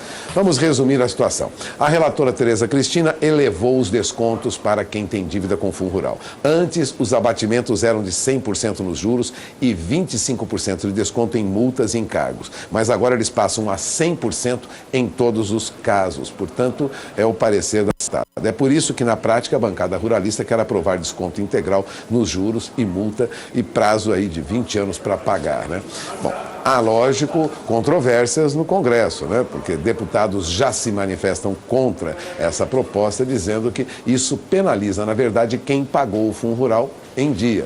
Portanto, já há uma discussão aí. Muitos descontos para quem está devendo, lógico, desestimula o pagamento em dia que alguns produtores e algumas empresas fizeram durante os últimos anos. A discussão vai longe, o refis do Fundo Rural, ou seja, esse parcelamento da dívida do Fundo Rural, estimada em 17 bilhões de reais, ainda vai gerar muita discussão. São os destaques do noticiário desta manhã, agora 8 horas e 54 minutos, horário de Brasília, e vamos falar hoje de petróleo, porque os contratos futuros de petróleo perderam força e operavam em queda moderada nesta terça-feira, depois de uma alta ontem, uma disparada, uma alta de 3% na sessão de ontem. O petróleo foi impulsionado por notícias da Arábia Saudita, viu, que é o maior produtor mundial de petróleo. No final de semana, autoridades sauditas, integrantes até da família real da Arábia Saudita, foram presos como parte de uma iniciativa anticorrupção. Resumindo, houve também a interceptação pela Arábia Saudita de um míssil lançado pelo Iêmen. Isso causou uma confusão no mercado e o petróleo disparou ontem. Disparou, subiu 3% e agora há pouco recuava um pouco. Mas veja, petróleo tipo Brent, lá na Bolsa de Londres, era negociado agora há pouco em queda, acima de 64 dólares o barril. Enquanto o petróleo WTI para dezembro, mesmo em queda na NYMEX, lá em Nova York, era negociado acima de 57 dólares o barril. Vamos lembrar que nós falávamos recentemente de petróleo a 50, 49, 52. Então, uma disparada nas cotações do petróleo. E o que isso provocou? Provocou um salto nas bolsas também. Agora veja o que está ocorrendo no fechamento dos negócios nas principais bolsas da Ásia. Efeito da alta do petróleo trouxe praticamente toda a Ásia em movimento de alta. A bolsa de Tóquio subiu 1,73%, Hong Kong subiu 1,39%, Xangai subiu 0,80%, Shenzhen também subiu. Então temos uma alta, exceção ao índice Kospi da bolsa de Seul, que teve um movimento de queda, mas é um ajuste interno provocado aí por movimentação de mercado, mas sem a influência direta do petróleo, como você vê, provocou uma alta lá no mercado de ações da Ásia. E o que ocorre na Europa? Bom, na Europa, agora há pouco, os últimos negócios mostravam mercado também com tendência de alta. Veja os números neste momento. Você tem na tela queda agora para alguns dos principais índices europeus, mas a Bolsa de Frankfurt ainda continua em alta, alta de 0,07%, Londres recua 0,14%, as principais bolsas da Europa operam com essa estavam em leve alta agora há pouco, reverteram para leve baixa, a movimentação no mercado, aguardando aí dirigentes do Federal Reserve para definir melhor essa taxa de juros lá nos Estados Unidos. Eles não devem ficar tão altos como no passado, né? Mas devem subir. Portanto, o mercado se ajusta agora a valores menores. É o que informam as agências de notícias, né? Londres vem em queda, Paris vem em queda, Madrid vem em queda, alta apenas na Bolsa de Milão e na Bolsa de Frankfurt. Mas todas as bolsas da Europa agora há pouco estavam em alta. No mercado americano, agora há pouco, o índice Dow Jones operava em alta de 0,20%, Standard & Poor's futuro subia, mas subia muito pouco, 0,06%, Nasdaq tinha também uma valorização pequena de 0,06%.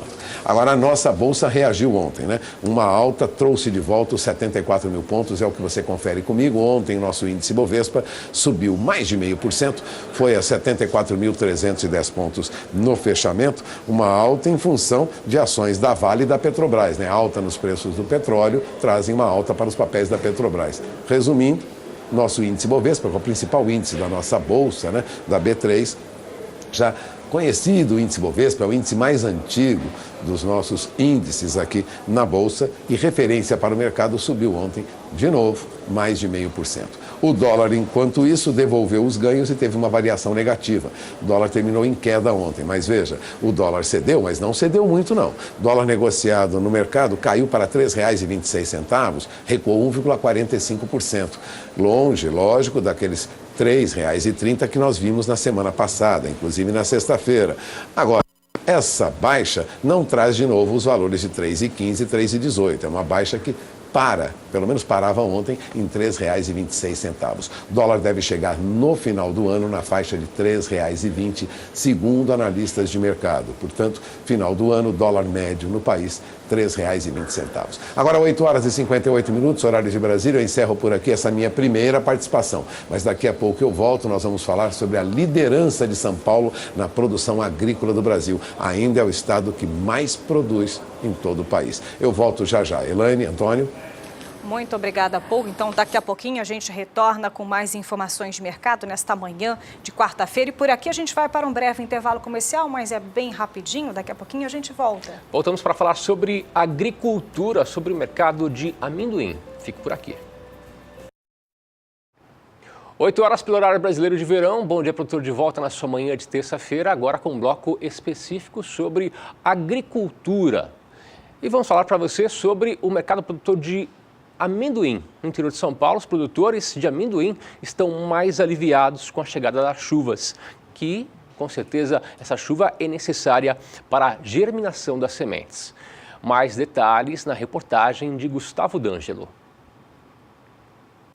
A chegada da chuva ao interior paulista, especialmente a região de Ribeirão Preto, uma das principais produtoras de amendoim do estado, deixou os agricultores mais aliviados, uma vez que o plantio está atrasado desde o fim de setembro. Por causa da estiagem prolongada, os agricultores postergaram a semeadura dos campos para evitar perdas nas lavouras. O amendoim é uma das principais culturas rotativas adotadas em propriedades de cana-de-açúcar.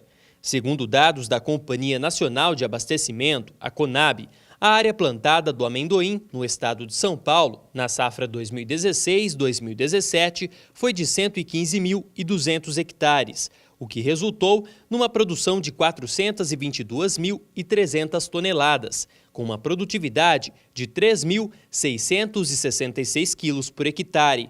Para a safra 17-18, a intenção de plantio da lavoura de amendoim sinaliza estabilidade na área a ser plantada, assim como a produção e a produtividade. Mesmo com a germinação de boa parte das sementes semeadas entre o fim de setembro e o início de outubro, espaços encontrados nas lavouras indicam que um percentual significativo não se desenvolveu, mas os produtores não perderam a esperança. Com as chuvas registradas na região, as possibilidades de germinação ainda são positivas. Gustavo D'Angelo para o SBA. Hora de informação de mercado nesta manhã de terça-feira e é com ele que a gente volta a falar, Walter Pulga Júnior. Para isso, vamos à B3 Brasil Bolsa Balcão, onde já está posicionado e já vai nos atualizar. É com você, Pulga.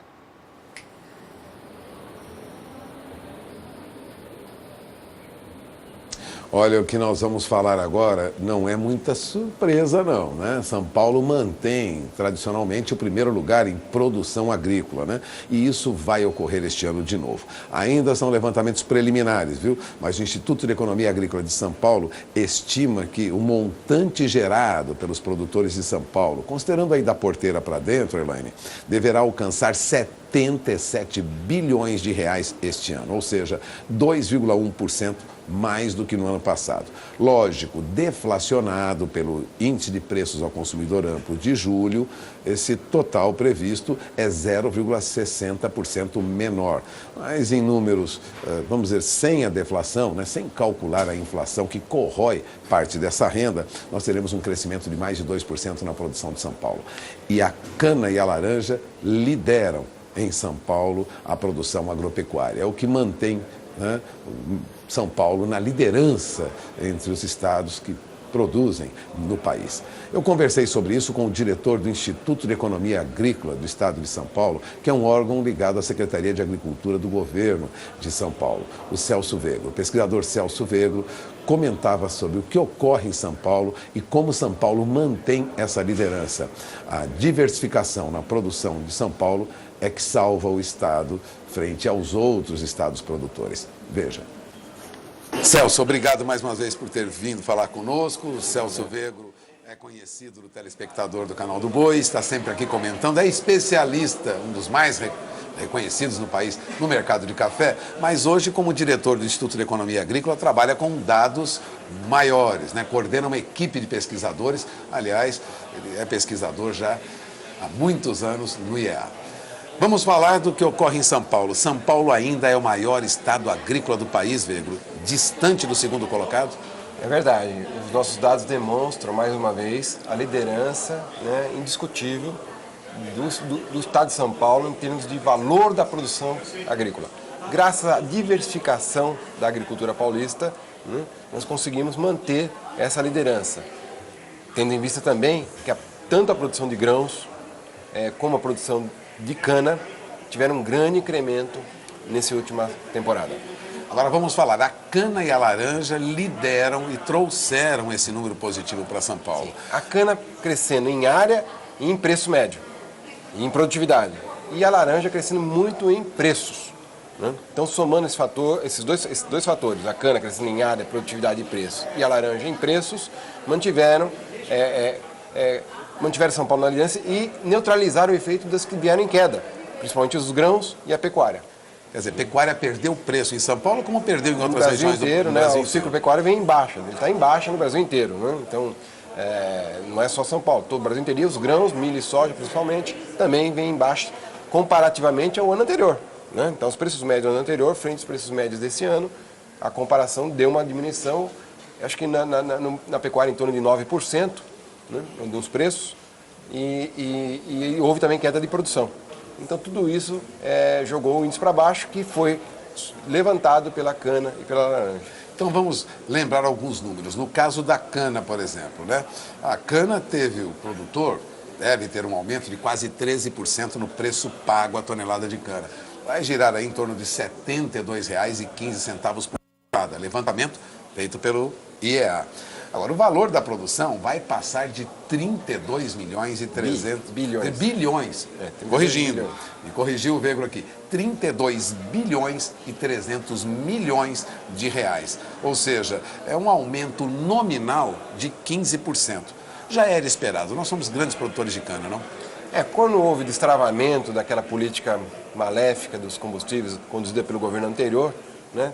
Trouxe uma oxigenação para o setor que agora está se refletindo nos resultados econômicos. Né? Então, eles estão retomando a produção, os produtores estão voltando a investir nas lavouras, e isso tudo está refletindo não só na expansão da quantidade produzida, como também um maior dinamismo nesse mercado, sinalizado pela alta dos preços. Né?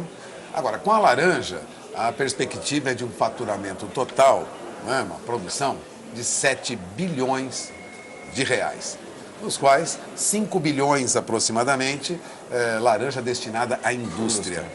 É um número positivo? Como a laranja teve uma forte recuperação assim? São vários fatores, né? Desde questões internacionais, quer dizer, essa temporada de furacões atingiu muito fortemente os cinturões produtores americanos, né? Esse é um fator. Outro fator é a eliminação de uma quantidade imensa de pomares aqui em São Paulo devido à sopa de doenças fitossanitárias que tem afligido os pomares. Como o greening, por exemplo.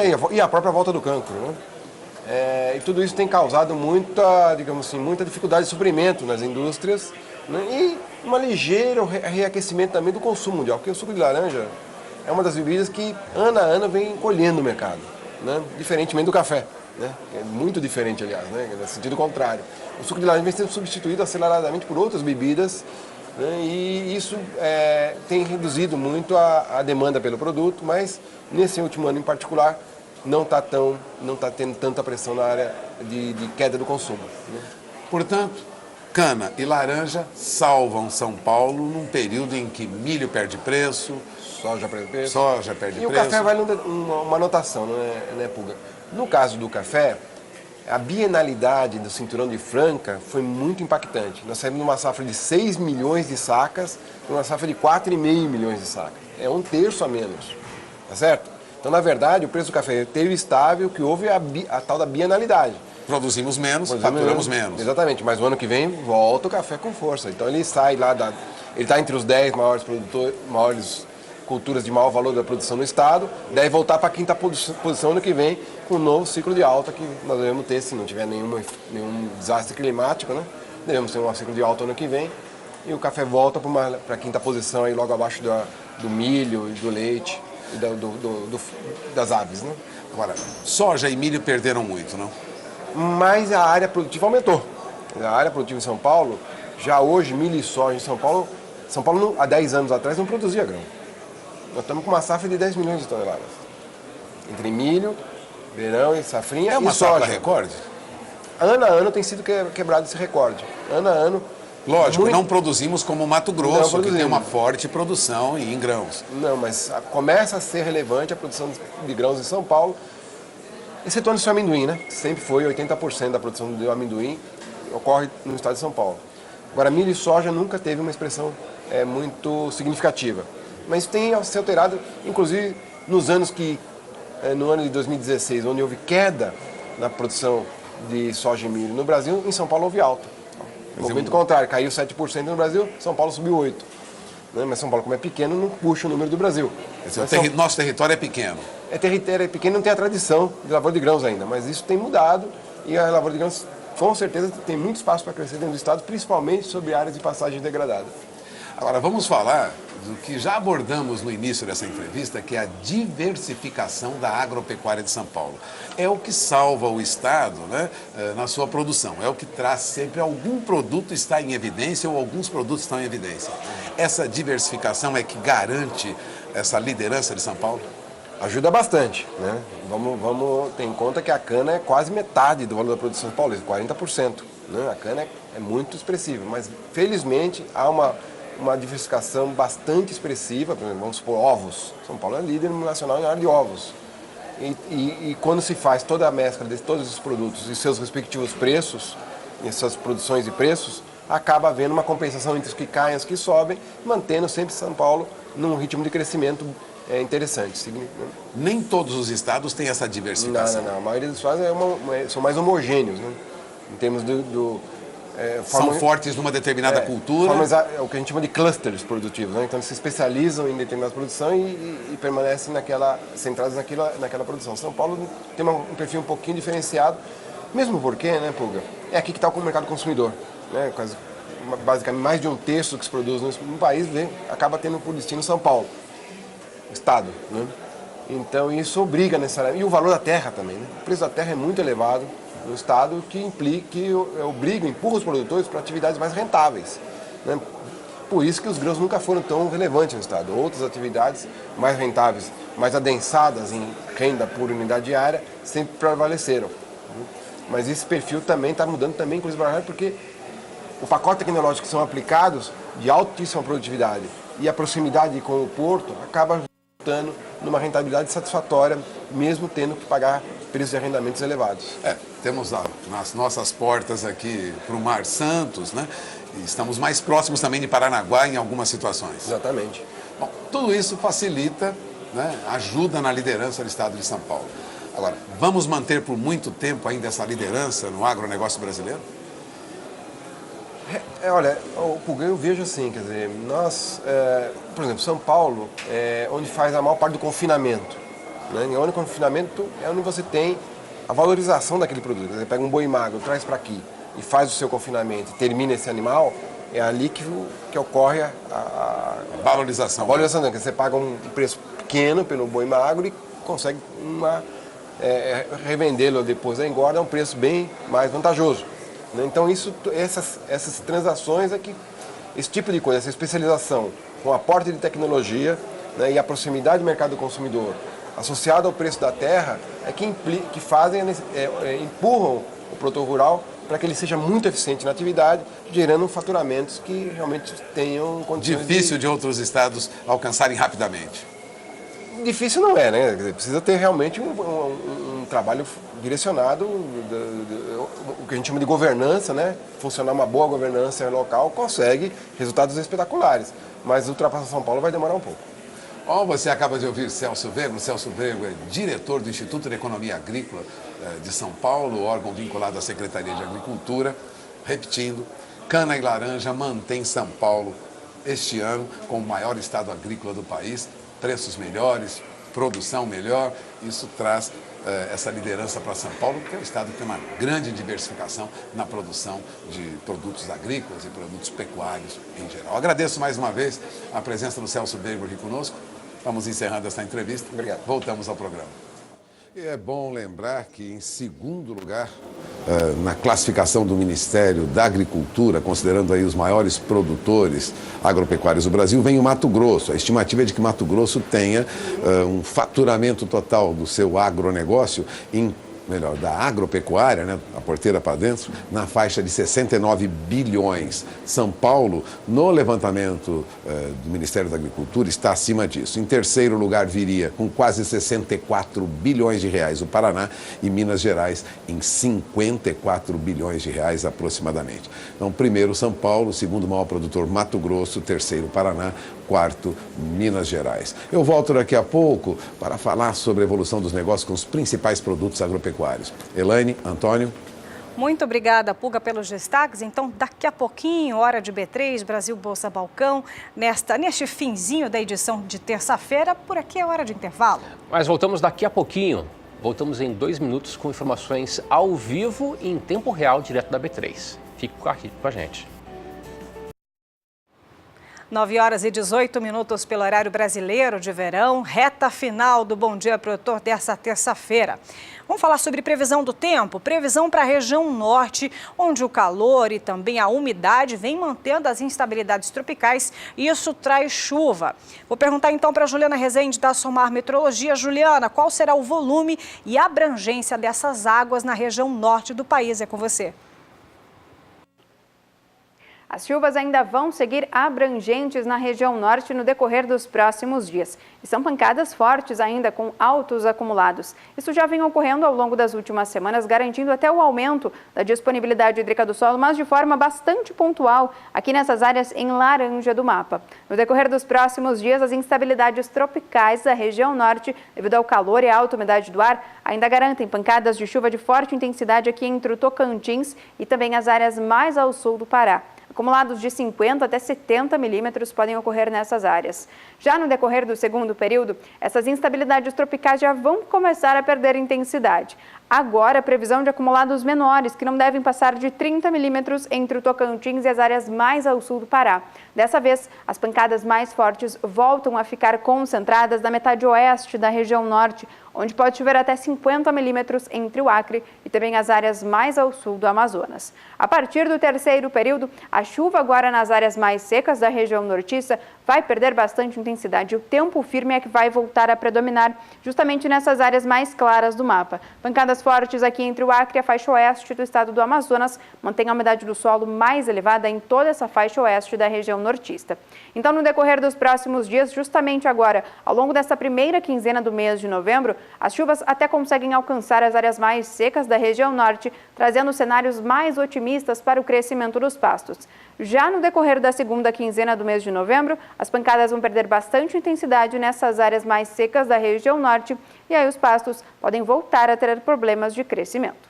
Hoje eu encerro por aqui a minha participação. Até mais. Obrigado, Juliana, pelas informações. Juliana volta amanhã, logo cedo, aqui no Bom Dia Produtor. 9h20, nós vamos agora até São Paulo, até a Bolsa de Valores brasileira, saber quais são as atualizações de mercado, quais são os destaques desta manhã de terça-feira. Quem está lá é Walter Puga. Ô, Walter, quais são os destaques desta manhã? Bom dia para você.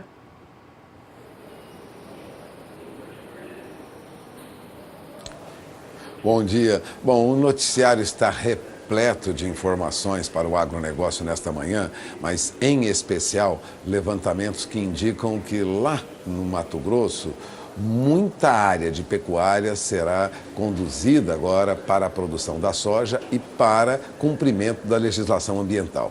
Eu falarei sobre isso já já. Mas antes, vamos acompanhar o mercado do café. Como sempre, nós começamos pelo café. O Brasil é responsável por pelo menos 1/3 da produção de café em todo o mundo, responde por mais de 25% da exportação mundial de café. Portanto, o café brasileiro tem um peso no mercado internacional, envolve mão de obra em grande, milhões de pessoas estão envolvidas com a produção de café no Brasil. Por isso, sempre é destaque no Bom Dia Produtor o que ocorre no mercado do café. Ontem nós tivemos fechamento em alta para o café, embora em Londres o mercado tenha ligeira baixa para café robusta, mas café arábica ontem em Nova York subiu mais de 1,20% nos vencimentos mais curtos.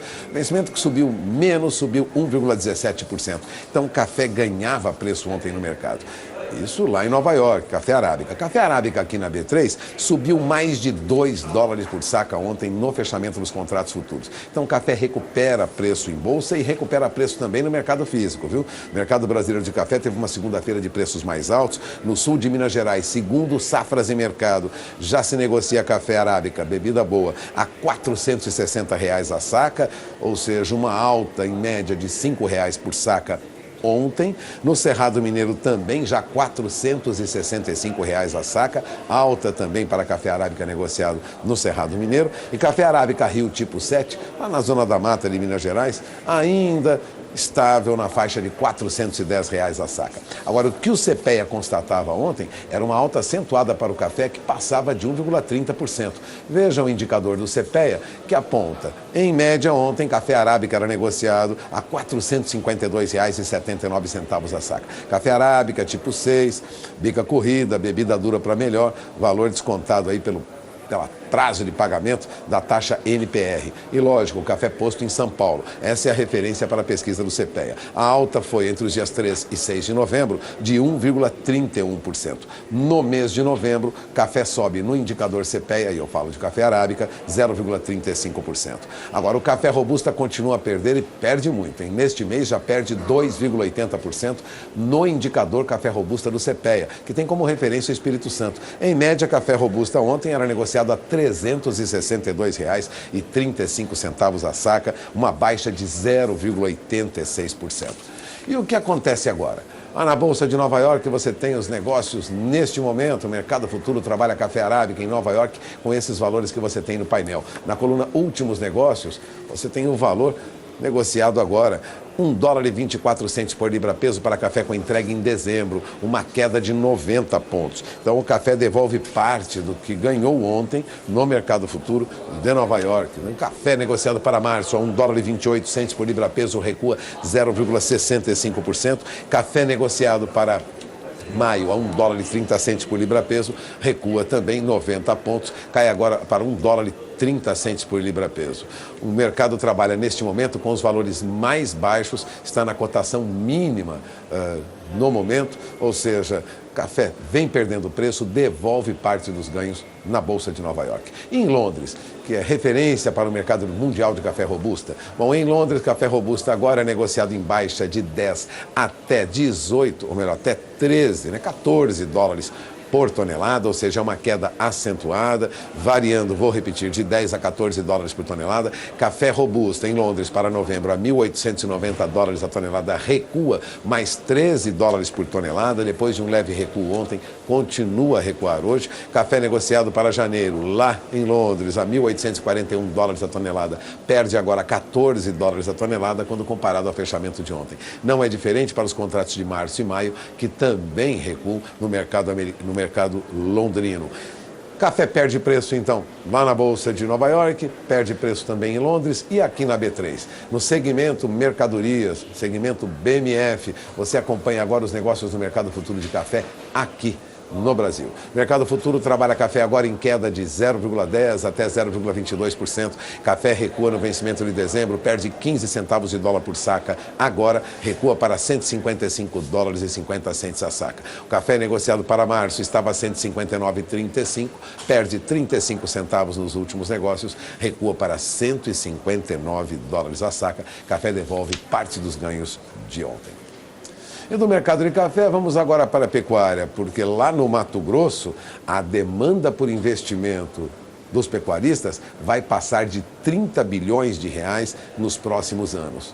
Bom, para cumprir o Código Florestal, lá no Mato Grosso, e ao mesmo tempo atender a demanda por carne bovina, os pecuaristas do Mato Grosso terão de investir mais de 30 bilhões de reais nos próximos 20 anos.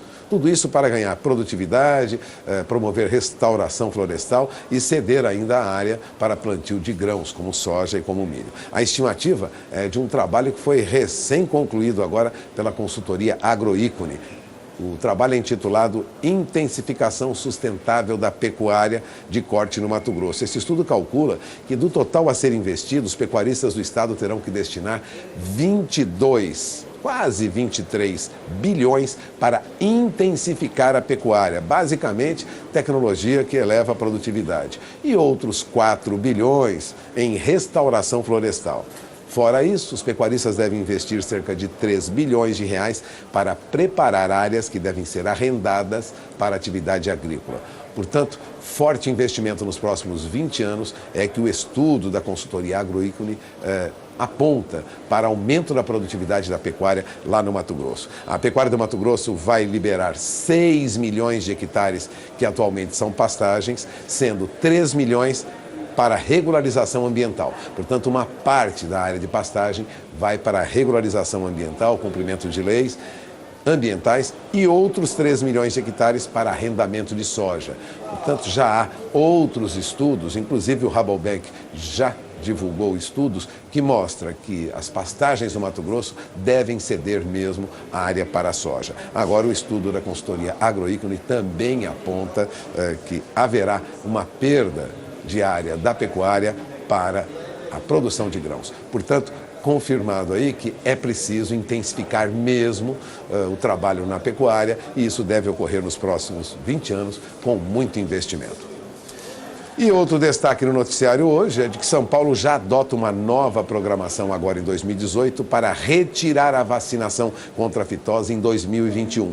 O estado de São Paulo vai adotar agora em 2018 uma nova programação para vacinar o rebanho contra a febre aftosa. O objetivo, segundo a Secretaria de Agricultura de São Paulo, é uniformizar o sistema com o calendário adotado por todos os demais estados do Brasil, a fim de retirar a vacinação em São Paulo em 2021. Em algumas regiões, há a previsão de retirada da vacinação contra a fitose até 2026. São Paulo quer retirar a vacinação em 2021. E o que ocorre no mercado do boi gordo? Bom, 9 horas e 29 minutos, horário de Brasília. Vale lembrar que ontem, segundo o CPEA, nós tivemos praticamente uma estabilidade nas cotações do boi gordo, mas o CPEA apontava, veja, uma leve queda para boi gordo ontem no interior de São Paulo, viu, que traz boi gordo no mês de outubro, no indicador CPEA, com uma queda já de 0,61%. Veja, São Paulo constatava ontem, o CPEA constatava que em São Paulo, em média, boi gordo era negociado a R$ 139,50 a arroba. É uma leve queda entre os dias 3 e 6 de novembro. Mas no mês de novembro, em apenas 6 dias, nos primeiros 6 dias do mês, a queda já é de 0,61%. Bezerro negociado lá no Mato Grosso do Sul, também levantamento do CPEA, referência para o mercado, né? Operava ontem, e você tem na tela do seu televisor, a R$ 1.193,90 por cabeça em média, mesmo valor do dia 3 de novembro, sem alterações. No mês, a queda é muito pequena no indicador Bezerro do CPEA, uma queda de 0,05%. Portanto, depois de uma recuperação aí na faixa de R$ 1.195 por cabeça, caiu um pouco no início do mês, mas agora volta a subir. Também uma recuperação que diminui a baixa para Bezerro no indicador CPEA. E o que acontece no mercado futuro?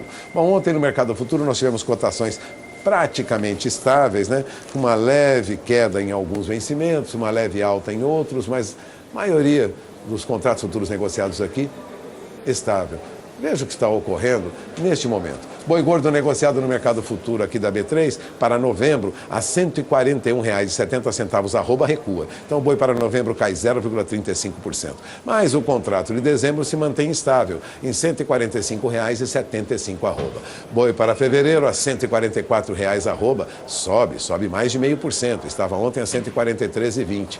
E o boi para outubro do ano que vem mantém cotação acima de R$ 150,00 por arroba. Últimos negócios em alta. Boi gordo para outubro do ano que vem sobe para R$ 150,50 arroba. Agora 9h31, horário de Brasília. Antes de encerrar, vamos falar do dólar, porque dólar que ontem vinha em queda frente ao real, ou seja, uma valorização do real, neste momento opera em alta, hein? Dólar sobe 0,27%, ainda na faixa de R$ 3,26, mas já bem próximo de R$ 3,27. Os primeiros negócios nesta manhã na tela do seu televisor. Desejo a todos uma terça-feira de bons negócios. Encerro por aqui a minha participação. Volto sinal para Campo Grande. Elaine, Antônio. Obrigado, Walter, pelas informações. Walter Puga volta amanhã, logo cedo, aqui no Bom Dia Produtor.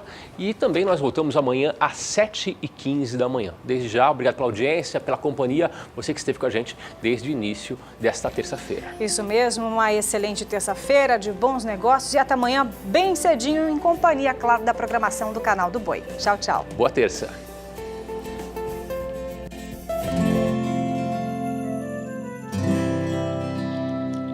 Acorda que o galo já cantou e o sol já vem fazer brotar mais um novo dia.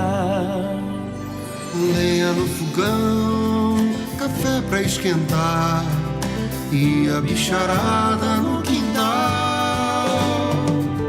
Horta pra molhar, tira leite no curral, arreia o cavalo, tem gado pra campear.